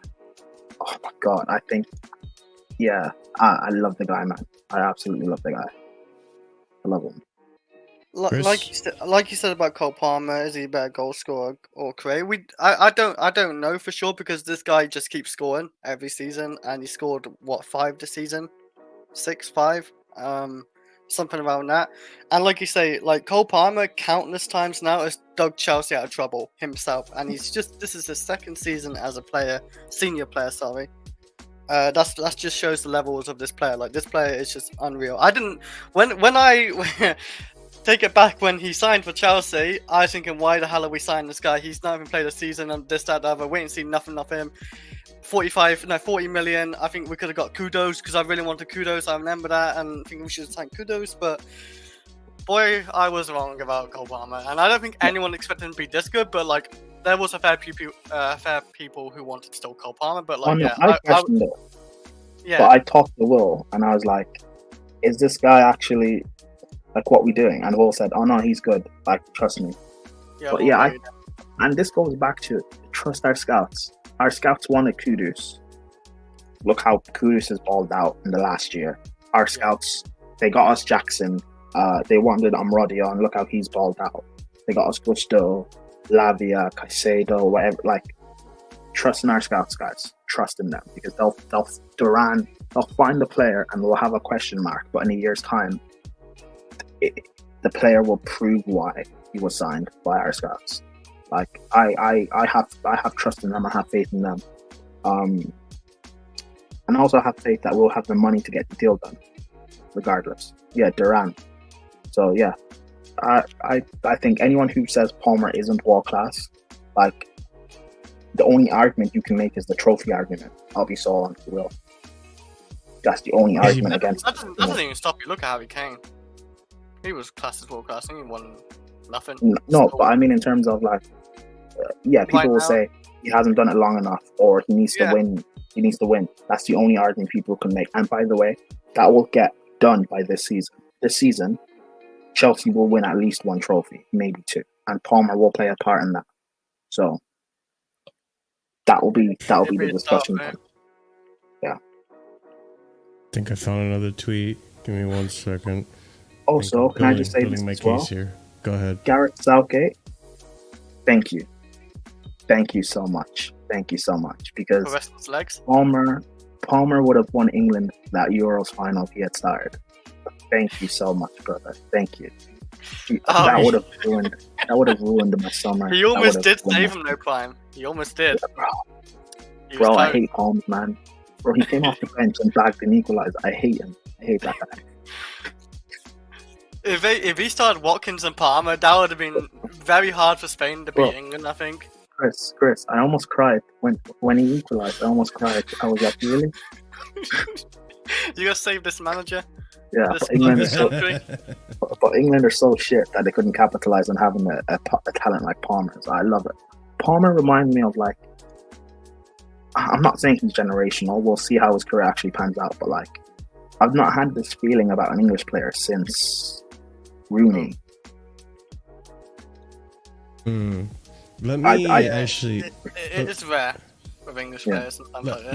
Let me bring up some stats here that I think are gonna even more bolster the argument that this guy is a world class player. And listen, I said this last season before I even showed the stats. I said this last season. After the season he had, I said to people, I think he's a good player. And people were, I had people on the panels I've been saying like, good, like you're only going to say good. And it's like, listen, I want to see him do this again. Just like with Foden, people were saying, can Foden repeat what he's done multiple seasons? Can Saka repeat what he's done over multiple seasons? And that's the only question right now that you can throw at me is that can Palmer reach the same numbers that he reached last season? And right now it looks like he's in that trajectory. And if he does repeat what he did last season, I think it's safe to say he's up there with some of the best Premier League greats. He's on trajectory to be a Chelsea legend. if he keeps going at this rate. I know it's too soon, but let me go ahead and show you some of the stats here. So Cole Palmer, he's right now, this is versus other Premier League midfielders. So I think right now in the Premier League, he's hands down the best player on form. Expected assists, he's first. He's first in the assist tally. He's first in the goals tally. Not penalty goals. People were trying to tell me last season, oh, can he do it without the penalties? Right now he's leading with non-penalty goals. Yeah, he did it last season, right? But this season he's not needed up one bit. Yeah. I mean, he did have a decent amount of penalties last season, but he was still scoring without it. Yeah. You know, average pass length. He's second for the average pass length. He's second for key passes. He's second for shot assists. He's third for fouls suffered, which is, you know, a little concerning because of, you know, we saw what happened, how Eden Hazard was treated when he was in the team. You know how he was fouled constantly and what ended up coming of his career as a result, all the injuries. But then we're looking at, let's see, XA. So expected assists per 90. Yeah. He's up there. Assists per 90. He's hitting his expected assists. He's in his own world right there. Like, he really is in his own galaxy. Like this player is unreal. Right this I wonder guy who the other players are right multiverse, now. Man. Yeah, I really wondered. But it's just unreal to see these things. We continue on. No player has scored more Premier League hat tricks for Chelsea than Cole Palmer. This is the list. He Jimmy Floyd Hasselbank, Frank Lampard, Didier Drogba. He's only made 39 league appearances for the club. How old is he? Can someone remind me how old he is? 22, 21. He's only 22 years old, and he's already matching Lampard and Drogba people for most hat tricks at Chelsea. This is not real. This is like a dream. He's one hat trick away from being our all-time hat trick scorer at Chelsea. By the way, can I just say, right? I don't know what Drogba, Lampard, and Hasselbanks. I can't remember all of their hat tricks, but Palmer is not scoring his hat tricks against bums. By the way, Man United. Fine, they're United, bums, but big club Man United and Brighton are a top 10 team in the league. Yeah. So it's not against like Norwich, who are relegation. Did they hat trick against Everton as well as this? I'm trying to remember. His first. Yeah. It was. And by the way, that Everton hat trick, up until that game, Everton had, I think, the third best defense in the league. It was looking good until Chelsea. So, like, he's not scoring against scrubs. These are very, very good teams he's getting hat tricks against. Is my point. But that's the thing. Like, at the end of the day, I don't care what team you do it against, because people like to pick that argument, right? And I get where you're coming from, Prime. People like to pose that argument. Oh, look who he did it against. Okay, fine. Why aren't more players doing it against these teams then? No, hat trick is not easy to do. Whoever's against, exactly. You're scoring 3 goals, and you're not even a striker. You're 10. You're a right winger, 10 for obviously, and so. But yeah, like, he's a 10. He's not even a striker, and he's already got this many hat tricks in a season. Well, in his age. No, I know. But I'm making the Sorry, point. Marshall, bro. But just quickly, literally, bro, my connection's been asked for some reason today, bro. I don't know what the flip's going on. I lost power. I did. Oh, it's all good, man. I had a feeling because Chris did the same thing. No, so. I'm just making a point of, like, it's not as if the hat tricks, like, it's difficult to get a hat trick anyway, but it's not as if the hat trick is against, like, a relegation battle team or a League Two side. I get what you're saying. I mean, I'm just trying to tell you, regardless or not, a hat trick is a hat trick. But it's more, for me, it's more impressive. Yeah, of course. They're doing it against a top side. Yeah. Like, this is, bro, he's a special player. He's a special player. Let me continue reading on here. Cole Palmer is the first player in the competition's history to score 4 goals in the first half of a Premier League game. And then another stat for you guys here. Cole Palmer has just become the first player in the Premier League history to bag 4 goals in one half. What have we just witnessed? Genuinely no words. 22 years old. He has 6 goals and 4 assists so far in the Premier League season. Won the PFA Young Player of the Year last season, and now he's coming for the main one.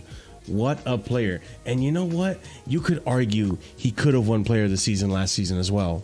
But but he doesn't get in contention for it because he was at a Chelsea team that weren't competing for trophies. They weren't competing for the league. They were struggling to get into sixth place. If he's in that Man City team with the same numbers and let's swap it. If it was Foden at Chelsea.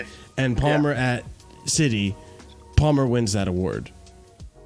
Yeah, because Haaland wasn't actually on it last season as much.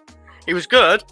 Like, I'm not saying he's bad. He was still good, but he wasn't that good last season as like his first season. This season, he's looking really good this season so far. I think if Chelsea had got top 4 or we had won that Carabao Cup final, I think he wins Player of the Year.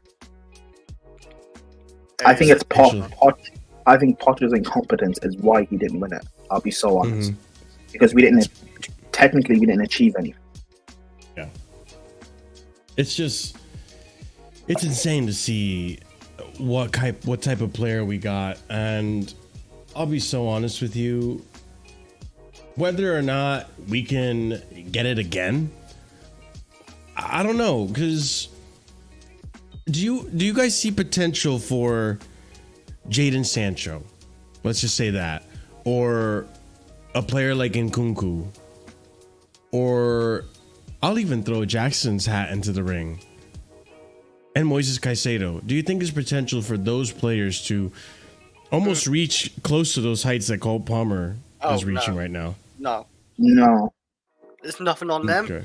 They're good players, but Cole Palmer's on another level. Nkunku can reach it in terms of numbers, but because I think Nkunku is just an output machine. But Palmer, like I saw a tweet, I think yesterday, someone comparing Palmer to Bruno as first 18 months of Man United.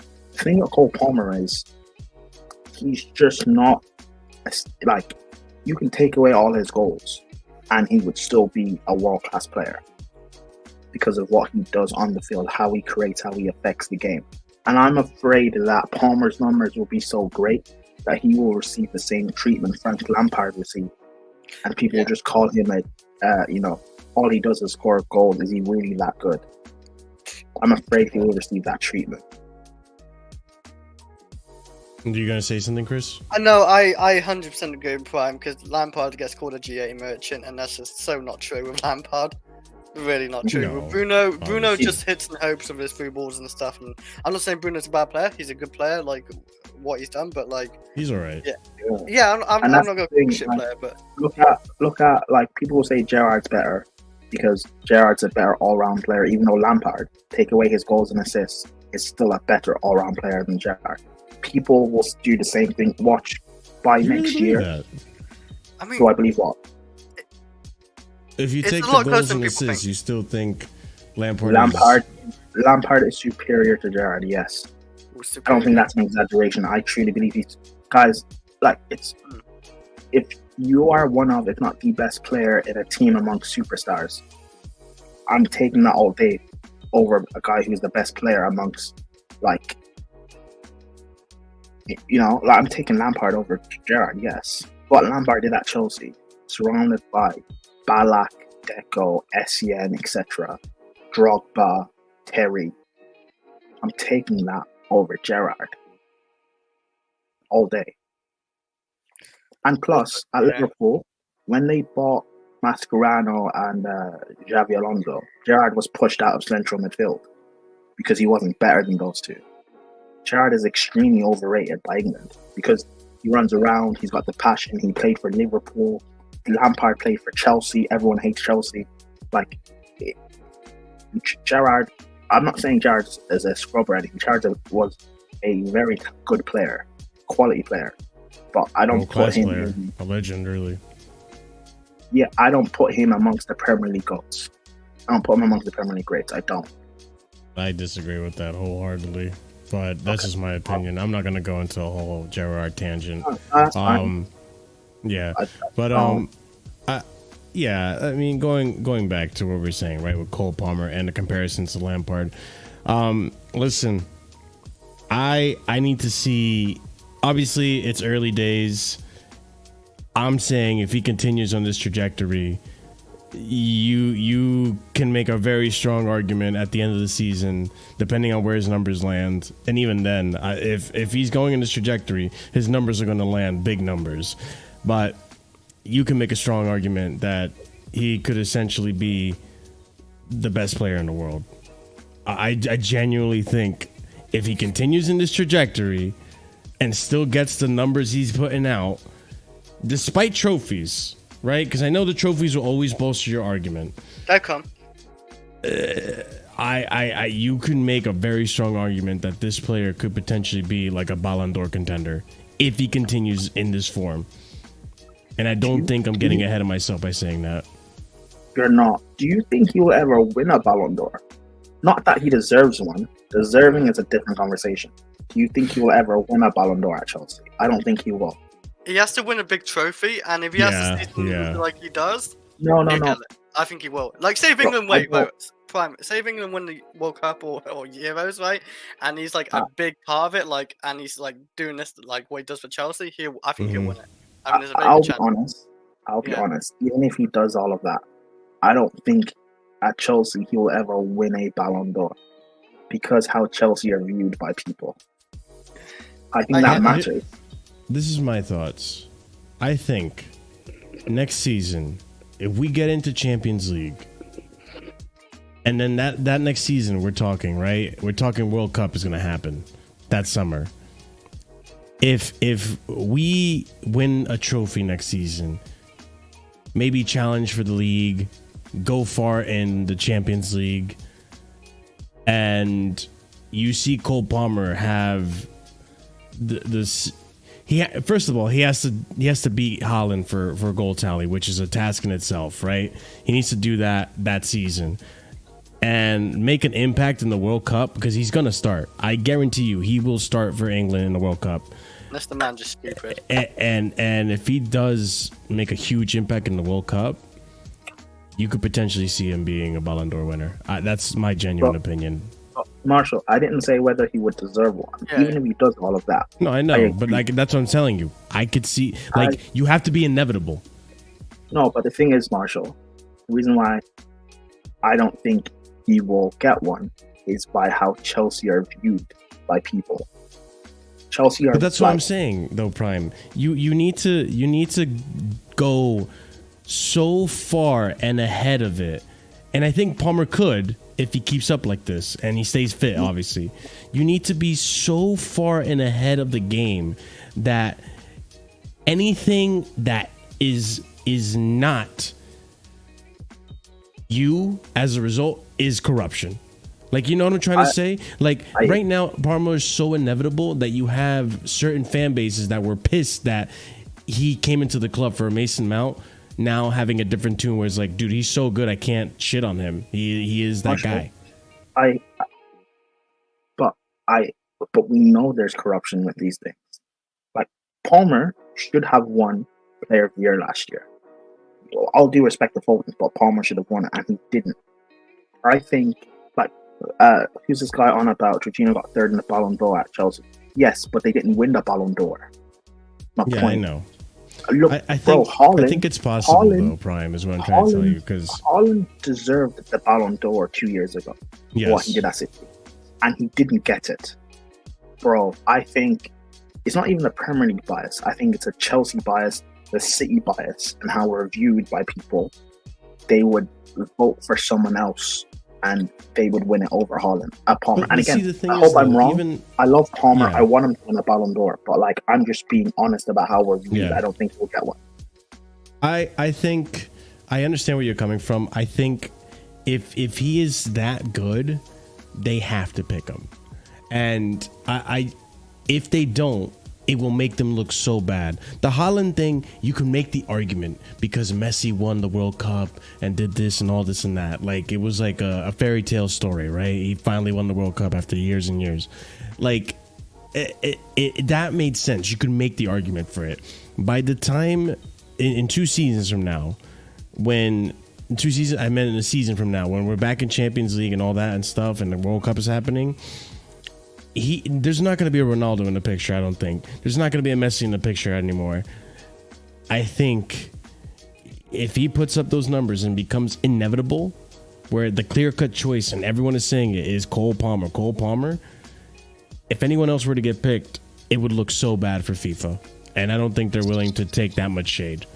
Like, I know they're corrupt, but I don't think they're going to be that blatant about it. I say next year. Okay. Say Chelsea win the quad next year. Or let me say treble. Yeah, really big hypothetical, yeah. Say we win the treble next year. Palmer, he is a top goal scorer in the Prem, top assister in the Prem. He breaks the record for assists. Top assister in Europe, breaking the record. England get to the World Cup semi-final. Yeah. France win the World Cup. Mbappe will get the Ballon d'Or. Palmer will finish second. Yeah, I don't know. That would be blatant corruption, especially if like we're looking at Mbappe's league numbers and he's not doing anywhere near as much. He doesn't win like the league and all so on and so forth. I think it'd be absurd, and I don't think FIFA like would what be Messi that did. corrupt. Like what Messi did. Oh, interesting. Yeah, in a sense, what Messi did. No, that's what I'm saying. I don't think they'd be that stupid. Honest. I did.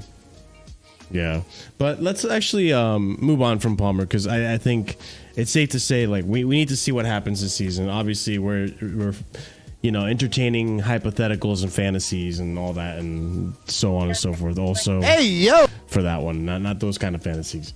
However, there is another player I did want to discuss that I think if everything is done correctly and we take the right steps with this player, and he also develops in the right way, could potentially be in a conversation. And you guys are going to laugh at me, but I think you'll see where I'm coming from. Who is in a conversation to potentially be a world-class player is this player right here, Jackson. So let's have this discussion. So let me bring up this first tweet. John Obi Mikel. This comment here from the Obi-Wan podcast. It's amazing to see Nicholas Jackson is taking what I say on board and improving. People are telling me I've created a monster of a striker. That's what I want. We have to improve, and that's exactly what he's doing right now.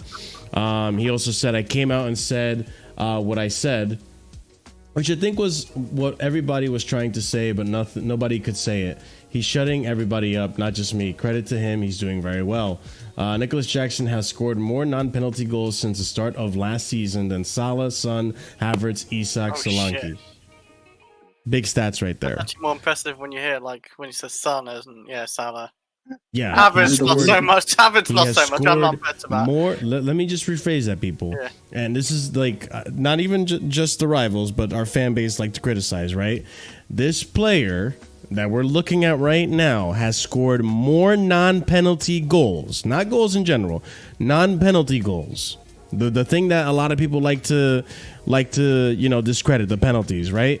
More non-penalty goals since the start of last season, since he came to Chelsea, than Salah, Son, Havertz, Isak, and Solanke. And it's not Just let discrediting that them. sink in. It's not discrediting penalties. Jackson has not taken a penalty at Chelsea, so we only have to go off non-penalty goals. And Marshall, this is why I said what I said yesterday. People should just leave Jackson alone, because his numbers are on par, barring Haaland, is on par with everyone else in the league. Yeah, let me continue on with some more stats here. Nicholas Jackson is number 3 in the list of non-penalty expected goals per 90 in minutes in 23-24, which is last season. So last season he was 3rd for non-penalty goals. Nicholas Jackson and Cole Palmer are the Premier League's best attacking partnership, with 22 chances made and 10 goals. So in 22 chances, Palmer and Jackson have scored 10 goals. That's almost 50% accuracy, or at least results, output in terms of that. In 22 chances, Bailey and Watkins have scored 8. Saka, Havertz, 26 chances. 26 chances, 7 goals. Look at how many chances Liverpool had to take. 39 chances for Liverpool between Salah and Nunez. Again, it's Nunez, right? 39 chances, it's 7 goals. You want to talk about clinicality and consistency. Listen, I know Jackson's not the most clinical, not yet, but no striker is really that clinical, to be honest. No, So they have to be given multiple chances. I would love to compare. People say Jackson's not clinical, but can we compare his? I don't know what the word is, but like his clinicalness to like Nunez, Haaland, Jota, Isaac. Can we compare them to everyone? Watkins. Let me just continue on. I got a little more stats. Nicholas Jackson has been involved in 13 goals in his last 13 Premier League games for Chelsea. 9 goals, 4 assists, one more than he'd managed in his first 27 appearances. 9 goals and 4 assists. So in recent days, he's been coming into more form. And lastly, here we have some news, right? Because we are still in the market for a striker. Victor Gyökeres remains on the radar of 4 Premier League clubs, as well as Paris Saint-Germain, Arsenal, Chelsea, Tottenham, and Liverpool are still considering a move for the striker. Go ahead. You were talking about comparing clinicalness, Prime. I want to see, because people talk about Jackson missing big chances and whatever, and I would like to compare it to everyone else in the league. I want to compare it to Watkins. I want to compare it to Nunez, to Haaland, to Jota, even to Haaland. I want to compare it to everyone else. I want to compare it to Osimhen. I want to compare it to Gyökeres. I want to compare it to Amrodion. I want to compare it to Boniface. I want to compare it to Mbappe and see where Jackson actually lies amongst them, because maybe that will just help shut off his critics. Let the guy just cook. The game he had yesterday, by the big standards Jackson has set early this season, that's supposed to be a bad game because of his misses. However, he still provided an assist. He was still linking up with Palmer. He was still helping Palmer get the freedom to score the goals he got in the first half. Leave the guy alone. Leave him alone. Let him play. Sammy went to his league and was cooking in it. Yeah, maybe Gyökeres is in the movie then. So let him cook. Like I kept saying, unless you're going to get me a superior striker, I trust Jackson. I trust Jackson. Like Isaac is getting all this hype, but he's older than Jackson. When Isaac was Jackson's age, he was a scrub in in La Liga, not doing much. Give him time. I remember prior to Isak coming to Newcastle, people had doubts about him. A lot of doubts, especially at the price tag that he came in. And now you're looking at him and it's just like, oh, this guy's a really good striker. And now he's worth more than 80 mil. At least Newcastle are evaluating him at more than 80 million pounds. So to me, and Chris, you tell me if you agree or not, like if done right, because he is improving as a player, 100%. I believe if Jackson keeps on this trajectory, and if he can improve on the finishing, I think by the end of the season, I think it's reasonable to say, like, I want him to have 18, 20 goals. I think he could do it if he's, by theory, going to improve. If he keeps up at that rate of improving as a player and growing into his own, I think we potentially have another a world-class striker. I think he could potentially become a world-class striker. He's on his way to becoming world-class if he gets 20 goals this season or something like that. Like, and it's not even just goals. What Jackson does offer, he offers a good link up and all that. What I do like about Jackson, sure, he is frustrating at times. He can be because he misses some good chances, but I would say it's his second season in Chelsea, third season in a senior player. He's a young player. I would never want to get rid of him regardless, because I've always think he's a good player. I just wanted another striker this season. But like I said at the start of the season, it's his time to shine. It's his time to prove people wrong about him. And so far he's proven it wrong. People wrong. He's proven Macau wrong. So far he's proven, I guess, me, because I wanted Osimhen in a way like that. But yeah. So, yeah, hold that, Chris. I think you wanted Osimhen too. But Nayak, the reason I know you rate it, by the way. The reason I say it with confidence is because let's compare him, for example, to an Ollie Watkins. Ollie Watkins is Ollie Watkins a better dribbler than Jackson? No. I wouldn't say so. Is he better at bullying defenders and being physical and hold up play as Watkins. No. I would edge it and give it to Jackson. He's been better at that. Debatable, yeah. Is he gonna give you more assists than a Jackson? Maybe. He does get a few assists. Also, Ollie Watkins is, I think, 28, 29. He's in his prime. People need to remember that Ollie Watkins only really exploded last season, because before that, before Emery went to Aston Villa, the guy was a scrub. No one rated him. So, like, not really. People thought he had potential, but like he wasn't really fulfilling. Yeah. Because I remember he was linked to Arsenal, and Arsenal fans laughed. So, like, I agree with Marshall. I think Jackson is like a year or two away from it. Jackson and that's just Ollie Watkins, by the way. To just to continue my example, right? Like, let's compare him to another striker, Isak.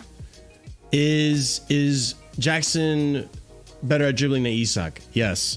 Is he better at hold up play than Isak? Is he do more link up play than Isak? Yes to all those. Isak probably edges him on pace, and finishing ability. Jay mentioned Jackson hasn't been a striker his whole compared to the other two. That's funny because Watkins and Isak haven't been strikers the whole career. They used to play on the left, like Jackson. Like again, I like Jackson.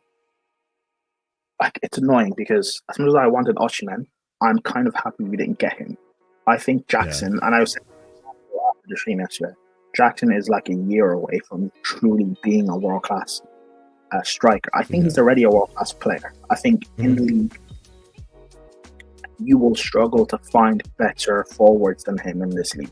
I said this last year with Steve on his channel when we did a combined 11 with Newcastle. I said, well, he has to get in. So take out Watkins, take out Isak, or take out Gordon, or take out someone because he has to get in. Like, people don't. Jackson starts for everyone barring Man City. People truly don't understand that. This is true. I think he's by the end of next season, people will start to say Chelsea have a world-class striker on their hands. Yeah, 100%. And what I was getting at with that, Niak, is that you see what he can provide you, and it's more than what other Premier League strikers can provide you. If he refines the finishing aspect of his game, and we start seeing it, for me, I need to see at least one season where it's 20 plus goals. And if he can give me that one season with 20 plus goals, and mind you, he's not on penalties, then we can have these conversations that he's one of the best. He would have got 20 goals. And it's hard to argue. If he was on penalties, he would have got 20 goals. And all of a sudden, people are looking at him as like, oh, he's actually a very good striker.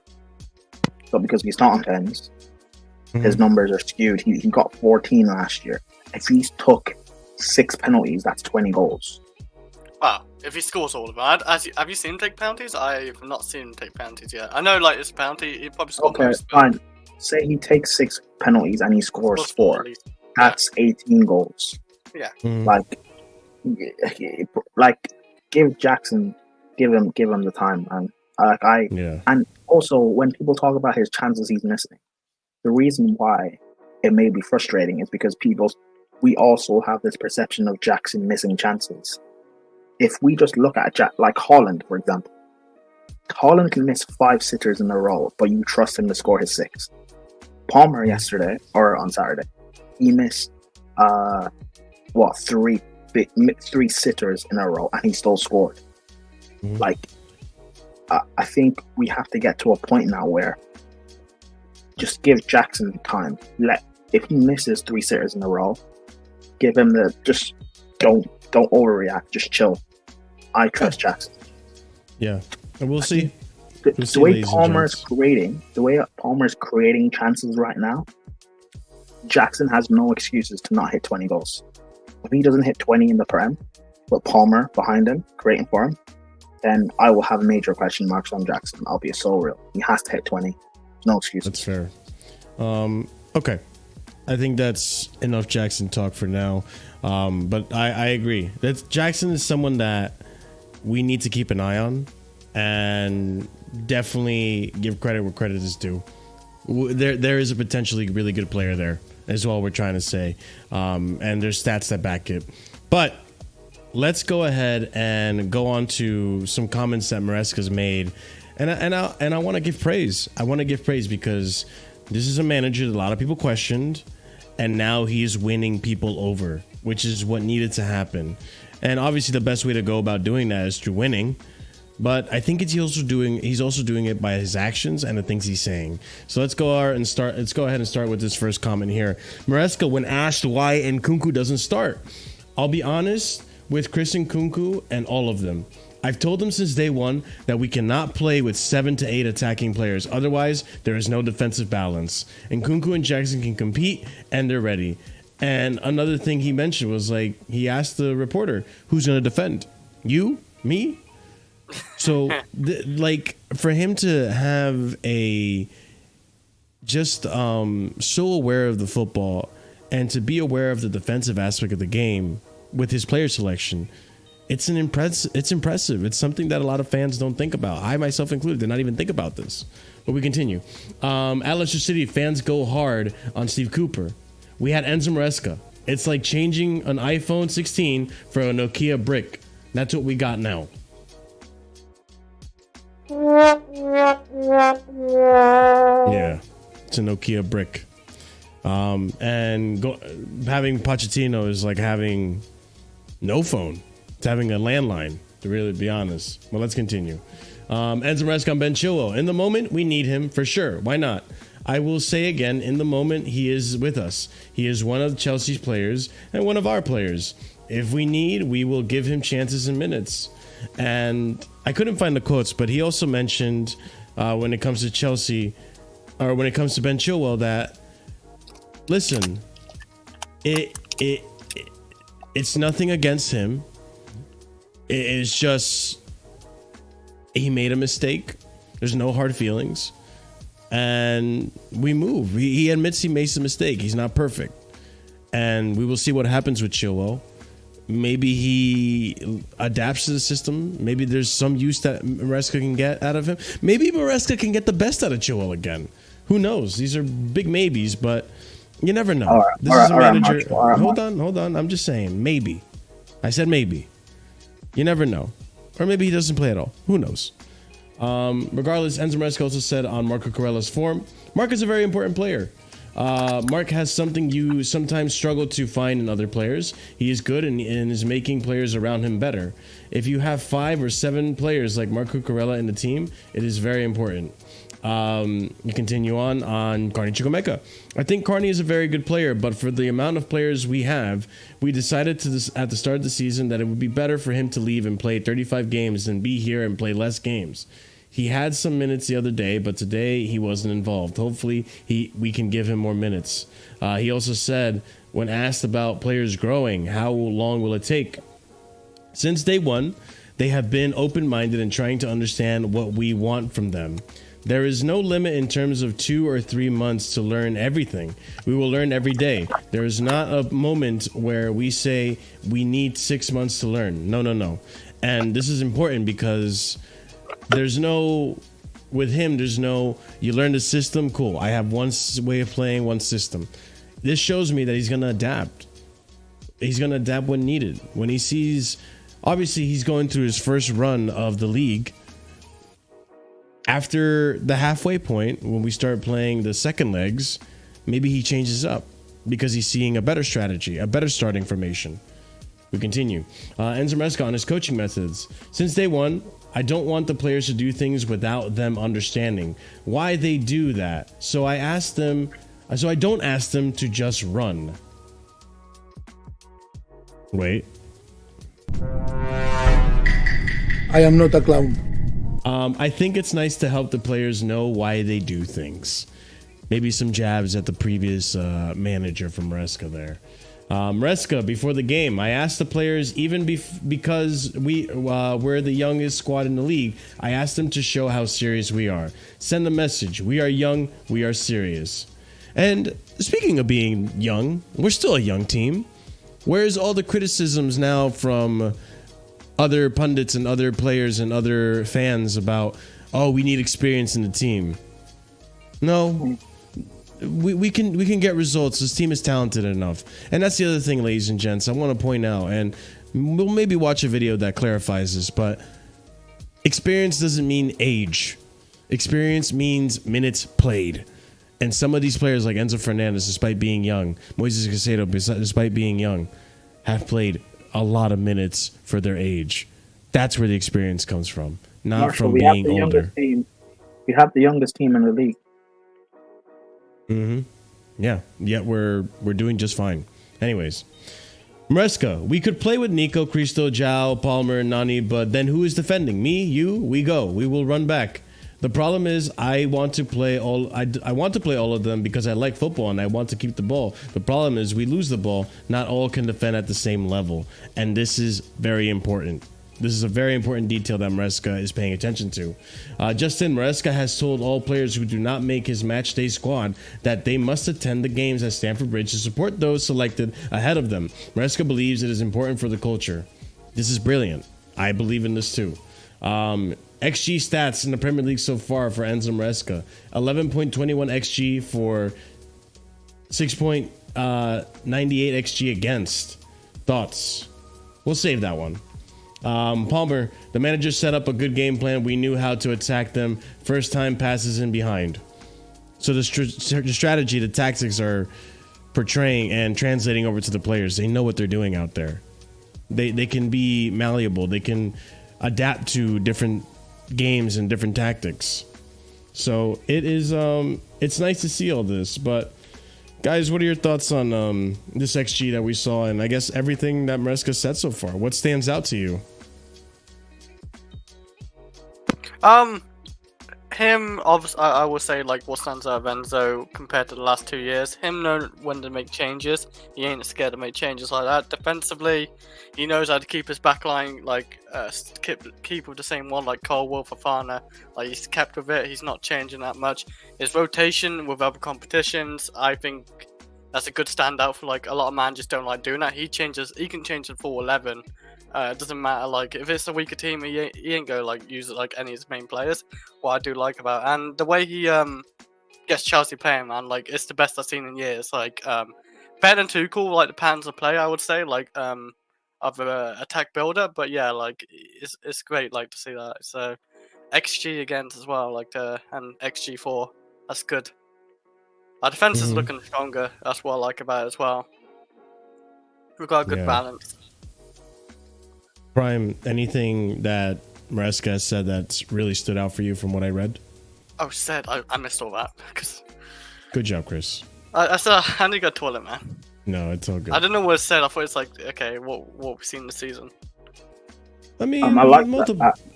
Yeah, go ahead, Prime.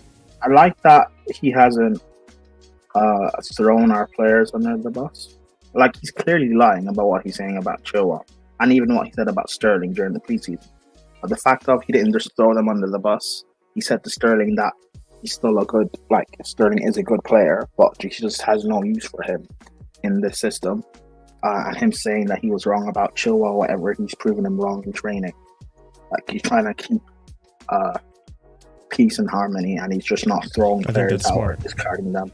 Yeah, it's very, very smart. I really like Maresca. Like, he has his ways, he has his values, but he's willing to, like, alter certain things depending on the game, depending on players. Bro, there was a reason why I was positive about him, his appointment. I'm very, very, very happy, and he's also not playing necessarily the exact same way. Did you strip? I thought he changed. I did, but I do know what he said now. I don't know if you put it in there, but I really liked if they don't buy into my ideas, they don't play. And that wasn't in there, but yeah. I like that. I like that. When I saw that, I thought, yeah, this is it. Like, you don't buy into my ideas, you don't play. Also, like, a manager like this, like, Because people last year, what Pot people kept saying, "Oh, Pot didn't get backed. Pot wasn't giving his players yada yada yada." And whether or not that stuff is true, with Maresca, you can see that he is being backed. The only reason we buy Dreesby Hall is because of Maresca. Certain players, Felix, for example, is what Maresca wanted to come in. Sancho, Maresca wanted Sancho to come in. Players going like Sterling, because Maresca didn't want him, he wanted him gone. Like, he's being backed fully, he's being trusted, but he's also the guy that these owners wanted. He fits the remit of what these owners want. I don't see how anyone can really complain. And fine, we have big games coming up, so we'll see how he'll handle going through it. But we faced Leicester last season, and he did well against us. To be fair, we only won because we had the better players. But you know, he did quite well against us. So I don't know. It's to be determined. I've got some faith in him. You know, he hasn't done anything wrong so far. Zilch. Sorry, I just realized I was muted. I agree, and that's the thing too. Like, I know it's still early days. I do want to see how he sets himself up when we're up against like a really strong opposition, right? But right now, and listen, I know some people might not like that I say this, but he's giving me Tuchel vibes. Tuchel, when Tuchel came into this club, what he said in the press conferences and what he did on the pitch, the way he trained, which, by the way, if you guys haven't done so already, go take a moment after today's stream, go and look at how Chelsea train, and look at the training. These players look like they're having fun in training.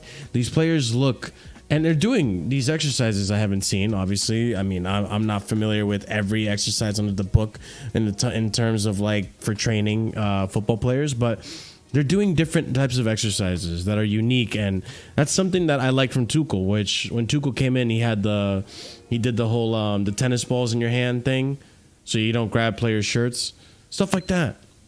You know, very unique training methods that I think helps you stand out from the rest.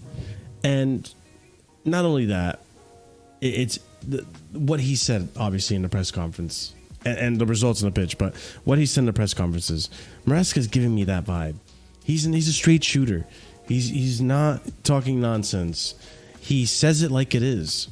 And I was under the impression that and maybe to an extent he still does it, but it's still true, I should say. I was under the impression that he was going to be just essentially a talking head for the owners. I really was under the impression, but it doesn't seem that way right now. It seems like he has no issues with the owners. He understands what the job is, and he's just working with what he has. Not going to complain. He understands what his role is as a team, and I think he understands he has more than enough to do well in the league. So I think for me, Maresca, if he continues on like this, has the potential to become a favorite in terms of Chelsea managers. And again, I'm really liking how he composes himself and how he, you know, speaks in these press conferences, and the football we're seeing too. It's outstanding. It's outstanding. But time will tell. Of course, this is early days. But yeah, Maresca praise. I think it was needed. Like I said, guys, we did have a slow week, so there's not really much to talk about in terms of news. But if you're still here, if you're enjoying the show, be sure to smash the like button. It does help out tremendously. Thank you guys who have already hit the like button. We're at 45 likes. Let's see if we can get up to 50 likes.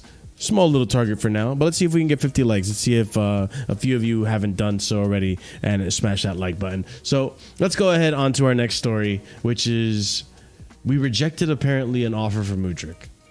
This is interesting. So let's read this. This is coming from Fabrizio Romano.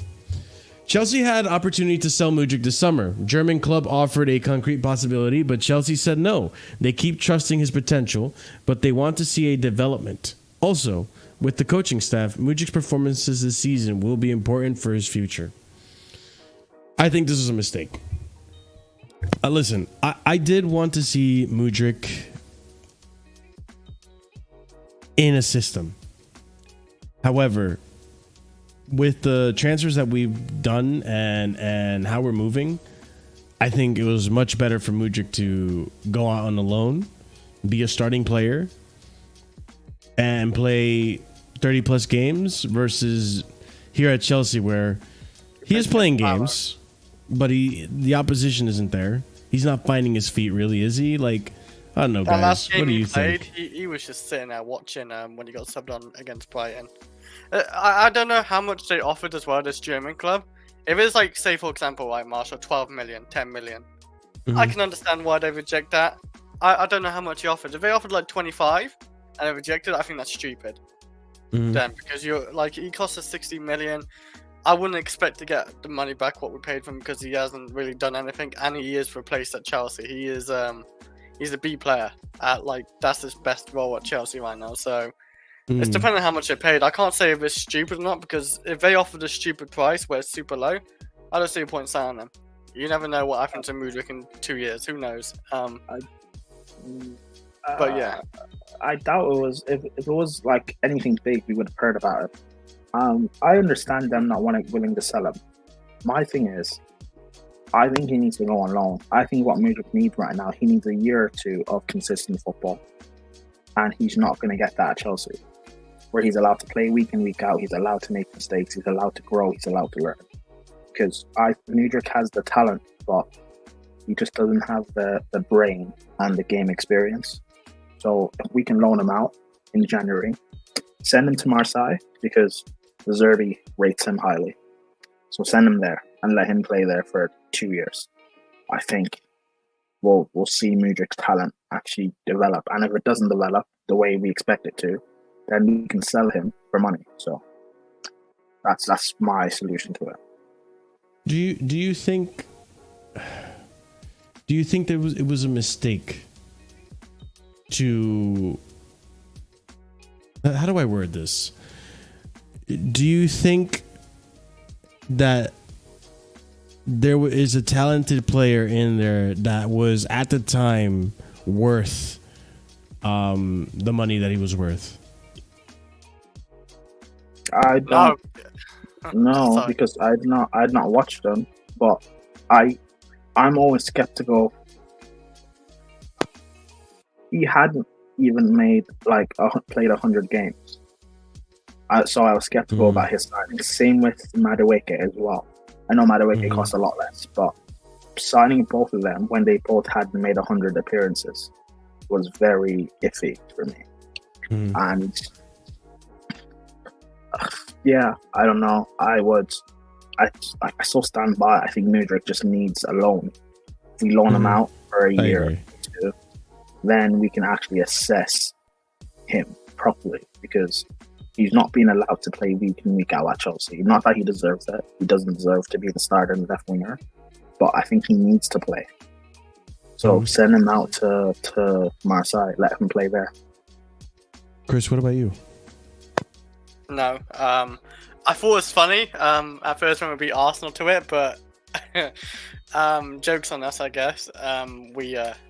We got Mudryk for 62 million. We could pay more if he wins the Premier League and Champions League, and I think there's a little small bonus if he wins the Ballon d'Or in that little clause, but that was just a joke, I think, at this point.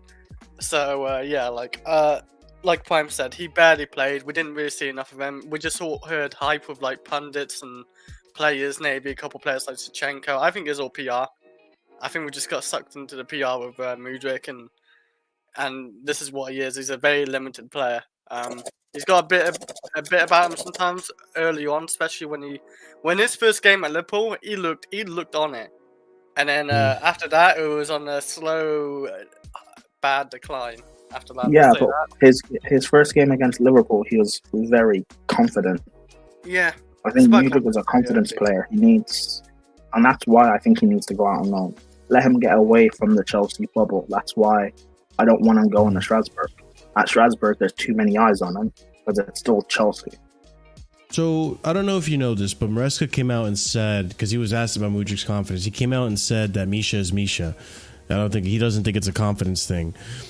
Do you think it's possible that it's just an inexperience thing? I think it's still both. I think the manager's protecting him as well. I think this manager will protect his players, like he did with Sterling and Chilwell. Hey, it might not be a confidence thing. Maybe I don't know what it is. If it's not confidence, I don't know what it is. Is it ability? And he has no brain up there, like half the time. That's what I'm saying, Chris. Inexperience. And yeah, he is inexperienced, but so was Cole Palmer. I'm not trying to say like compare him the same, but like Cole Palmer is very inexperienced. The players can be very inexperienced and still be good. But Cole Palmer had multiple minutes in the academy, multiple minutes for. Wait, you didn't have academy minutes, Mudryk, in a club? You saying? No, Mudryk. Let me. Okay. Did we sign a Sunday League player? Let me show you Mudryk's career, just so you guys can see this. He didn't play youth academy in any club. Because I understand why he didn't play later on in the senior. Also, he really doesn't have a lot of experience. He doesn't. He needs to play games, and also comparing it with Palmer is not just a outrageous talent. He was also coached by arguably the best manager of all time. I think that's a weird comparison to make. No, I'm just trying to make, like, for example, you can have inexperienced players and they don't be this bad sometimes. Like, say we bought you for a lot of money, or not we, but another club like what's it called, Real Madrid. They signed that Brazilian guy. I'm sure he hasn't got a lot of experience, but which Brazilian guy? Endrick. Estevao. Oh. Yeah, Endrick. Wait, are you talking about Real Madrid or are you talking about Man City? Wait, did you say Endrick doesn't have a lot of experience? I keep saying Estevao. I mean, isn't he really young? Like 18, 19. And Endrick's been playing first team football. He played, bro. Before he came to Real Madrid, he just played in the cup final. He's been playing first. How many seasons? Like, did he have one or two? Like, if he had two, then fair enough. But I thought he only like one, maybe. Bro, Endrick's been playing first team football, bro. Let's not. And also, Endrick's at Real Madrid. He's not a starter. I know he's not a star at Real Madrid. He ain't gonna be a star, but I'm pretty sure he's a good player. And also, Real Madrid will give him the 2-3 years he needs to develop. Yeah. Like he did with Vinicius. Chris, just so you can see, let me get this comment out of the way. Let me get this thing out of the way too. Just so you can see, in 2018, 2019, so what, 6 years ago is when he like officially started his professional career. 21 minutes. Like this first year, there's about less than 1,000 minutes. So it's not very much. Why 500 minutes and 48 minutes? What happened there? I think this is. I don't know. I have no idea with this. I don't know. His career is very confusing because there's a lot of details as well, like clubs getting bombed and so on and so forth. Like yeah, but this is 2018. Like he wasn't getting bombed down. Yeah, no. I mean, let's not. But there's not a lot of minutes, is what I'm trying to get at, Chris. Like, it's minuscule. So what's down did we do then? I think this is the thing. Part of me thinks that we acquired him because Bowley was still sporting director technically, and he was trying to hijack deals. Remember, like we were always trying to hijack deals under Bowley. And I think this was one of those signings that, oh, this must be a really good signing if Arsenal going for him. Yeah. And so that was part of the hijack deal. You get the new recruiters. They're, I'm working on this deal. Can you finish it off? Okay, whatever, sure. And then we recruit. But I think it was a mistake. Because you look at the minutes, like his last season at Shakhtar, he had more minutes. But look at the season prior. Barely playing anything, man. This 2022, I think this is the season where they had issues with the stadium. Like, there's barely anything there. There's less than 1,000 minutes. You go to 21. This is the 21 year. It's just a hype. I remember less than 600 minutes. Less than 700 minutes. He had a lot of hype about Champions League. He did this because he had a few good games at Champions League. I think this is another year where it's like a gap year. Like there's barely any minutes in this player. Which is why and if you look at Palmer, I'll show you Palmer in a minute, Chris. Go ahead, Prime. Which is why I keep saying he just needs to go and play games. Like I think that there is talent there. He just like in terms of, if I'm comparing Mudryk to Salah when he was at Chelsea, I've seen more from Mudryk. There's talent there with Mudryk. Like, bro, if we sell him, he's gonna become like a top player, and all of a sudden people will be complaining about why did we get rid of him. Just give him at least the 2-year loan to prove himself, and if he doesn't, then fair enough. But at least give him the chance. You see the difference here, Chris? In his first, professional season, Cole Palmer, 800 minutes. Second professional season, right here. Wait, this is the right one? Yeah, right here. Over 1,000 minutes. And this is like, academy stuff. Yeah. And he even had, like, in his second professional season, was he in the squad? No, he didn't get any minutes under Guardiola. He's about to be 24. So it was all youth. It was all youth. Yeah. Yeah, but Marshall, at least he was part of the first team training under Pep. Yeah. But you're seeing this, Chris. Like, consistently over 1,000 minutes per season. Mudryk doesn't have that. So, No. Based on the minutes, he's not nearly as experienced as a Cole Palmer when Cole Palmer first came in. How many minutes has Palmer done overall? I'm just curious. Overall, 10,000 minutes. So he's played like 3,000 more minutes. 10.5. Yeah, 3,000. Yeah. By the way, it's not the experience. It's about being ready. Palmer, when he came to Chelsea, he was, even at Man City, he was ready to play. He was just waiting. Mudryk hasn't been nurtured in the same way. Mudryk needs to go out on loan to get game time and confidence to then be ready. The best bet is just sending him out on loan, honestly. Send him out on loan. I agree. And I think we all agree with the loan. I think there is a talent in Mudryk. It just needs to be unlocked.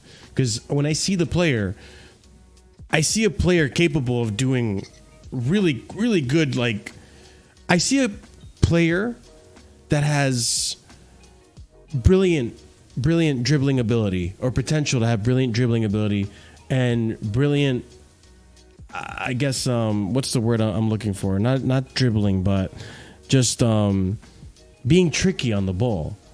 Like being like how Jadon Sancho is when it comes to dribbling, like negging players and like I can see him being like a winger that can beat players one-on-one, like just meg them and trick them, like almost how Neymar used to play. You know what I'm saying, guys? Like, I don't know what's the term, like, but just being witty, and it's just it needs to be unlocked by someone or by playtime. Obviously Chelsea's not the place where you're given time to do that stuff, but yeah, right now he's not that guy. He's just not that guy right now. And I understand when people say sell him. Like, I get it. It's been 3 seasons. This is the 3rd season, and it's just not there right now. So I listen. If it doesn't, maybe street smart.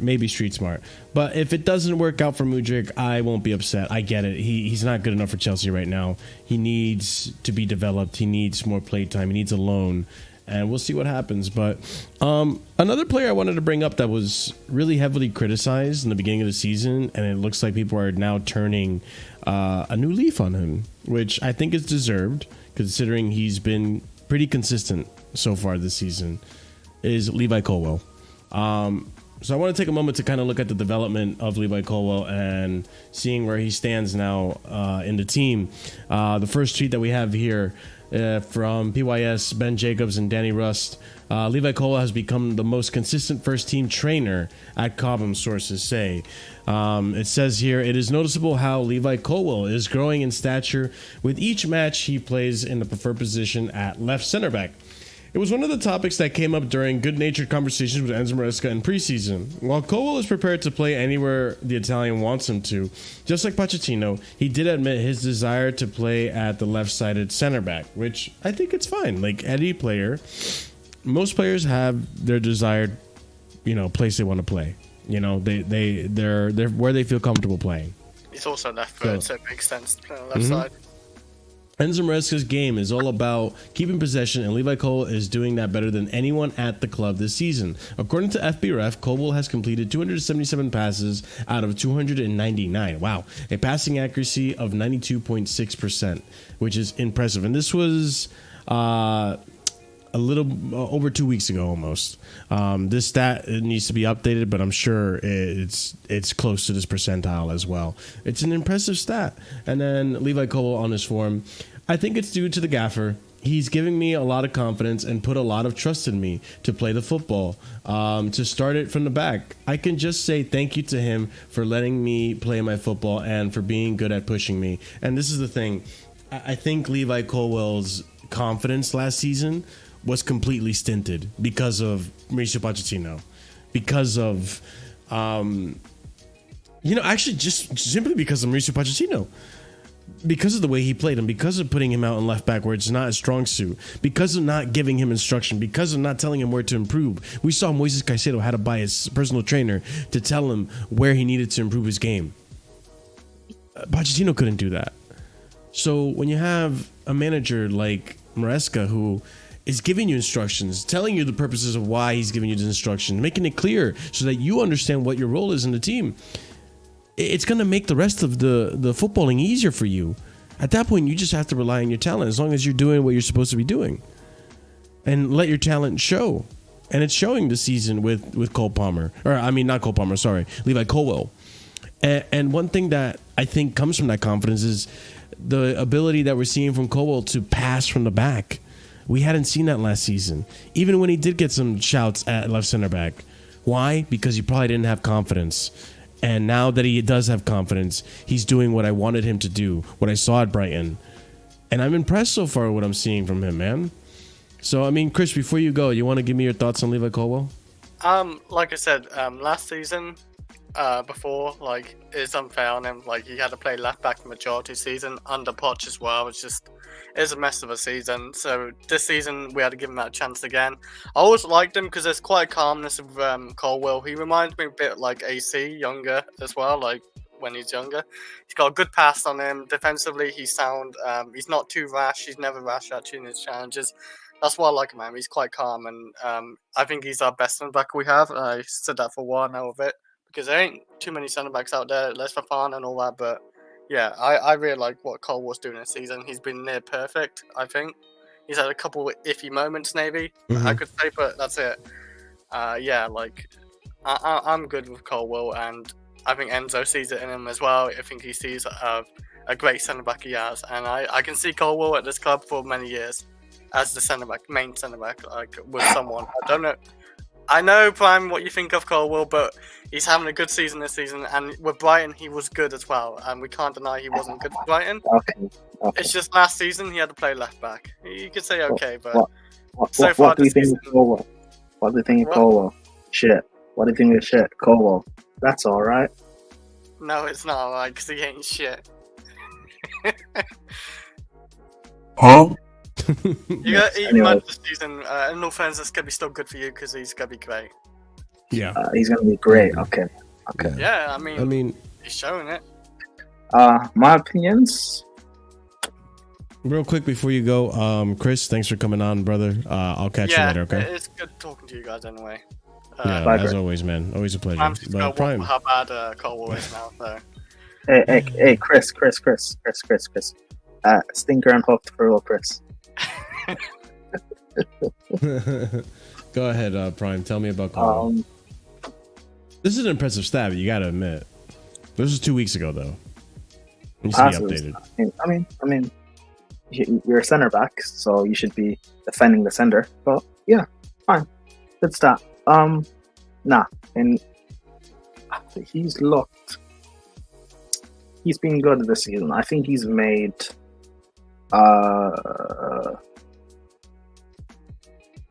I would say 2 mistakes this season, in my opinion.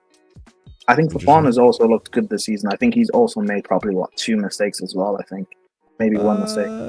Maybe like 2 more mistakes more than Colwill, I would say. I don't think so. In terms of costing us goals, I think they've made the same amount of mistakes. What did Colwill do that cost us goals this season?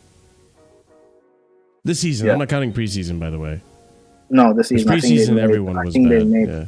I'm just going off memory from what I remember. I think they both made roughly the same amount. But yeah, they both look good. What Ahmed was saying yesterday about the leadership thing, I think I kind of get in terms of being vocal in our defense, and I think Tosin should be playing in the center to guide that back three. Yeah, I mean, so. Cole's looked good. Do I still think he will be world class or anything? I truly don't know. But like, let's give him the season to see. I think, but as of right now, I think as of right now, the biggest problem, like, if you tell me I can sign any upgrade in the position for Chelsea, I'm signing a goalkeeper over a centre back. Because I'm curious to see how Colwill and Fofana develop. But if they had a top goalkeeper behind them, I think they would fare a lot better. Yeah, I actually agree with that. I think also when it comes to goalkeepers, defenders, just the defensive positioning in general, having a system and having, like, you know, a good shape helps tremendously. I 100% agree with the goalkeeper thing, though, Prime. I think having a goalkeeper you can confide in helps, you know, ease any, you know, unease that you may have as a center back, that indecisiveness as well, which can make or break, like, a center back sometimes. Like, we've seen the indecisiveness of Moises Caicedo in the last game of whether to let Levi Colwill boot it out or not cost us the game. Or it cost us not the game. I'm sorry. It cost us that goal. My mistake. But, I mean, now thinking off the top of my head, too, because you were saying about Colwill's mistakes, I can say the Kovacic goal, I think Colwill needs to be more confident and run up to Kovacic and block that. I can see that being his mistake. And also the goal that we just conceded, obviously, against oh my God, what team did we just play yesterday? Brighton. Sorry, Jesus, brain fart there. Yeah, the goal against Brighton, you could say he played a part in being at fault with that. So yeah, this season I would say, yeah, he's had those mistakes under his belt. But I feel like Fofana, Colwill. I'm trying to think about his mistakes. The cover goal he's is part not to blame. I said he's part to blame. Yeah, the Kovacic goal, I don't put that on our centre backs. I'll be honest. Really? Because he didn't even come up to tackle Kovacic. Because I'm trying to think. What are the moments that you're thinking of? You said two moments for Colwill that cost him a goal. I think the Kovacic goal is on Enzo and Caicedo, because Kovacic dribbles like in and out of both of them. I think one of them should have just taken him out and just take the yellow card for the team. That's just my opinion. The first City goal, I still think it's on Colwill. I think. Oh yeah, we talked about this. We had a debate on this. Yeah, I think Colwill had the job of man-marking two people. Yeah, I think Fofana also could have done better as well. I put that first goal on both of them. The cover goal, I think it's on Enzo and Caicedo. The Wolves goals, I can't remember the Wolves goals. The Eze goal, I put that on our like the team as a whole per se, not just one person. That I think they should have made that stupid foul. Yeah, I think someone should have cleared the ball before it got to Eze to take a shot off. The ones against Brighton, the first one I put on Sanchez, even though I'll give him that fly. And then the second goal is definitely Sanchez's fault as well. Just not being aware, playing the ball out the back. So, okay, fine. They both get one mistake. Fair enough. Okay. Yeah, I just think... Even still, that's fine. Like, I'm not saying like it's two major mistakes and that they should go. Like, I'm okay with giving them time to build this partnership.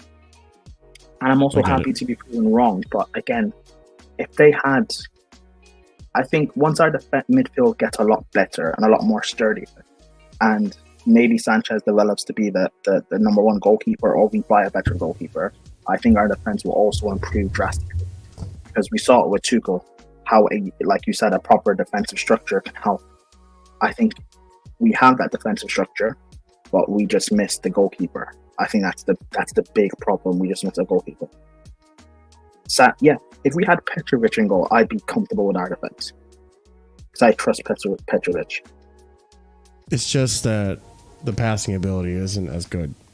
Like, say what you want about Sanchez. And this is something that was said yesterday that I vehemently agree with.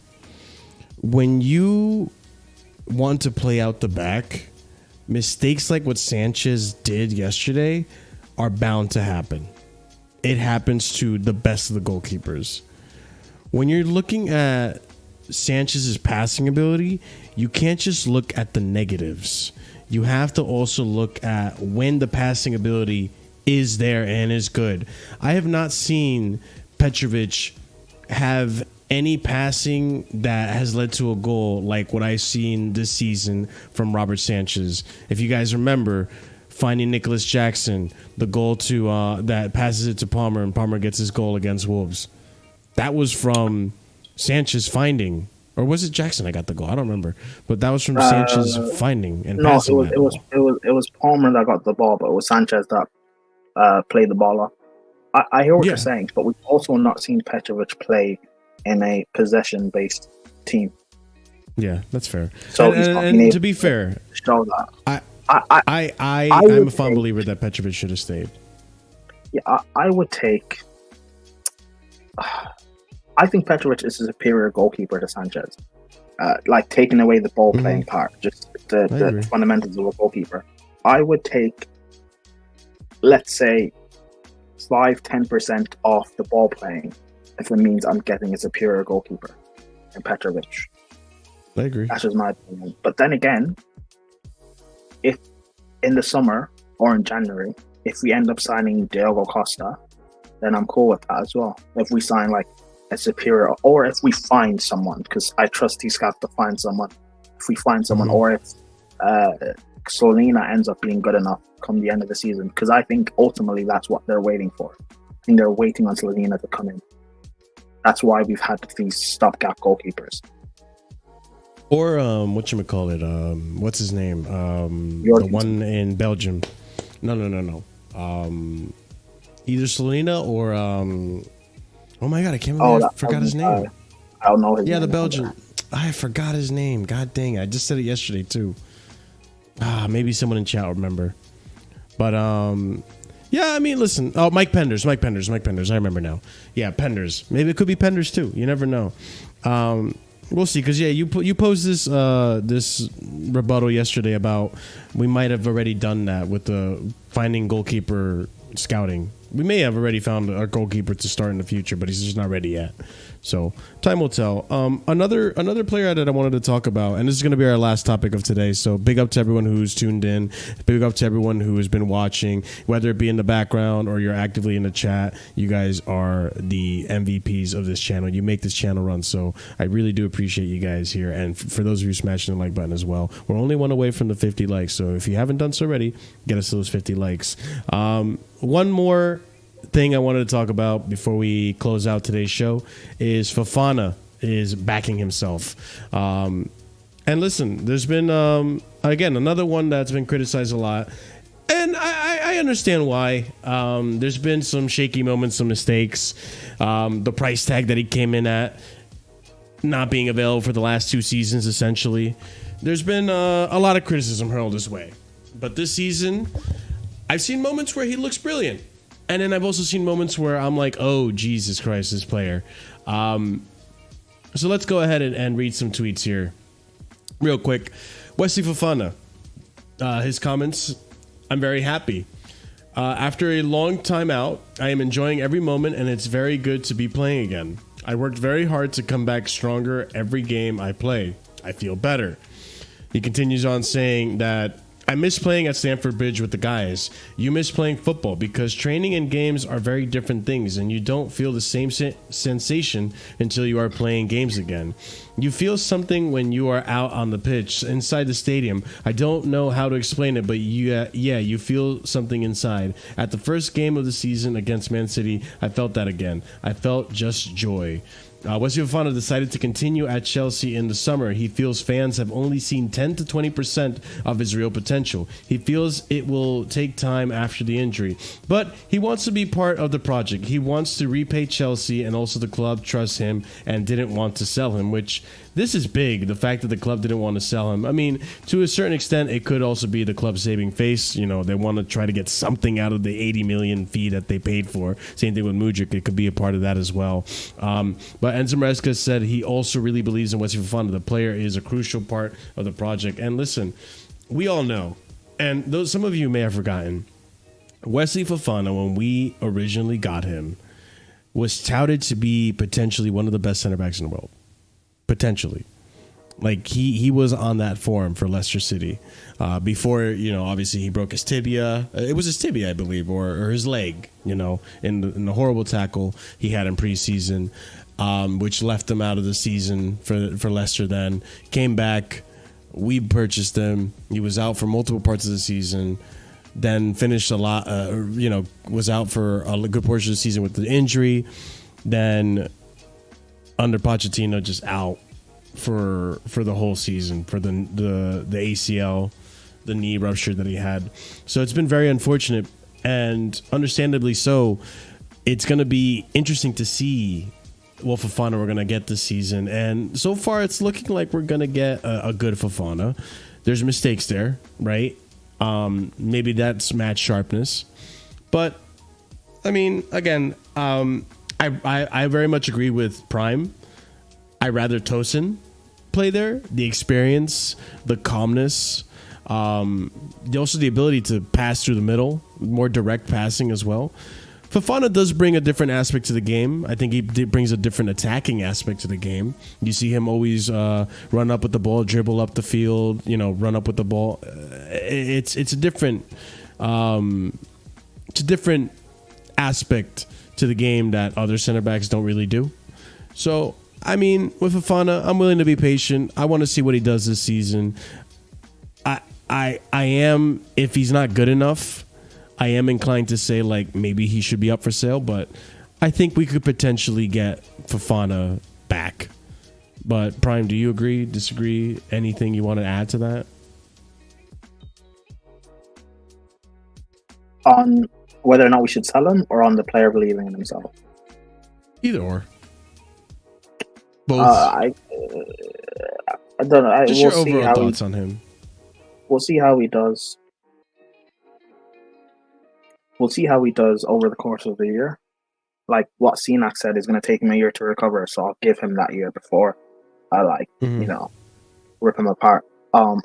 In terms of our defense, yeah, I agree. I think this makeshift back three that we do, I would rather have Tosin in the center because he's taller than everyone else. I think he's a better box defender, if that makes sense. And having Colwill and Fofana using their mobility to maneuver in wider areas makes more sense. I think the biggest question mark for the team is when Reece is fit, who plays? Because Reece, he's going to start when fit. Colwill, he's going to start on the left. So who's going to be in the middle of the back three? Will it be Fofana or will it be Tosin? I think that's going to be quite interesting to see. But I don't know. We've got so many options in the squad and we have so many games to play that I'm not really worried about game time or whatever. Let's just see what develops over the course of the season. Yeah, and I'll be honest as well, with the way our center backs have been performing in terms of they haven't been too bad. Yes, we've been conceding goals, but no one's talking about Chalobah now. The conversation about Chalobah's done. Yep. And listen, that's great because Chalobah should have never been in conversation to be a starting center back. It should have been Fofana. The only reason people weren't talking about Fofana is because he's been out injured and we weren't sure what kind of Fofana we were going to get. But assuming we were going to get a fully fit Fofana that is good, Fofana is levels above a Chalobah. Levi Colwill at his best, I would imagine, is also above Chalobah in the pecking order. Tosin is better than Chalobah in my opinion. And I think, you know, career-wise, yeah. In the summer, I told people Chalobah's our worst center back. People didn't want to listen to me. People didn't want to listen to me. They said I had an agenda. I was hating. He's performed better. Well, time will tell with Badiashile too, because Badiashile is looking very questionable. But hey, I like Badiashile. Yeah. I think he's a good squad player. But if you tell me we sell Badiashile and we can use that money for a top goalkeeper, I'm for it. I'm cool. Yeah, I agree. But all right, ladies and gents, this is where we're gonna wrap it up. We're gonna go ahead and rate out to who are we rating tonight? Let me just double check. Marshall, deleting the last comment on purpose. You think I don't know your game plan? I think we're rating Sarcasm City. I don't have a game plan. My game plan is to use the bathroom once I wrap this up, and Prime don't delay because my bladder cannot hold any longer. Okay, so you don't want to talk. No, you can go. I can talk about Reese. It's fine.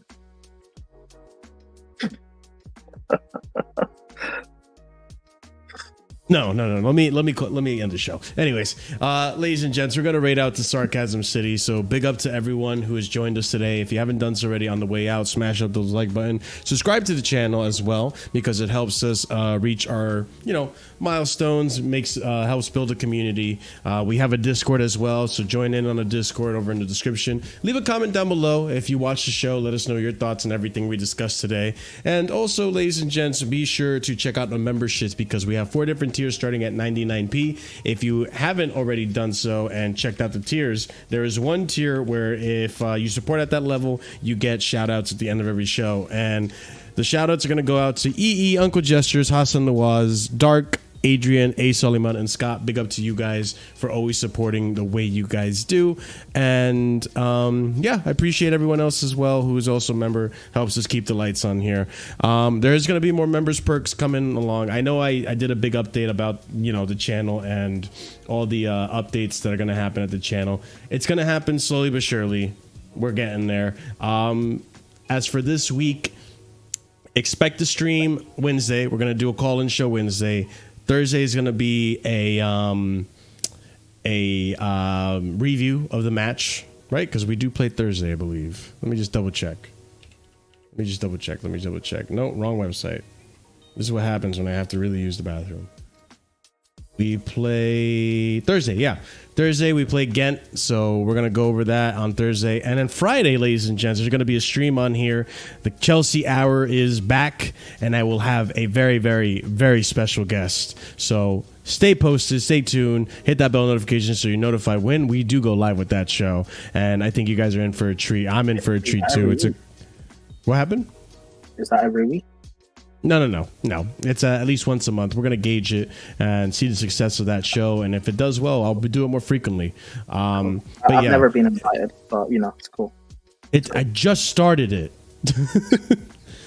Started it. That's why. It's not in my contract. It's not on my contract to appear. It's not in your contract. Yeah. When we get to the end of the season and there's contract renewals up for grabs, we'll discuss. All right. But ladies and gents, copy and paste the raid message to Sarcasm City and let them know where you're coming from. You guys. Oh, and by the way, looking at the poll, 55% of you guys, or 55 votes in, 89% of you guys say yes, Cole Palmer is world class. Very, very good to see that you guys also believe the same thing that I'm believing and that I'm not deluded. So you guys, thank you so much for your support. Copy and paste the raid message. Go ahead and say what's up to Flawless for me. And as always, y'all have a wonderful night. Stay casual. Peace. All right.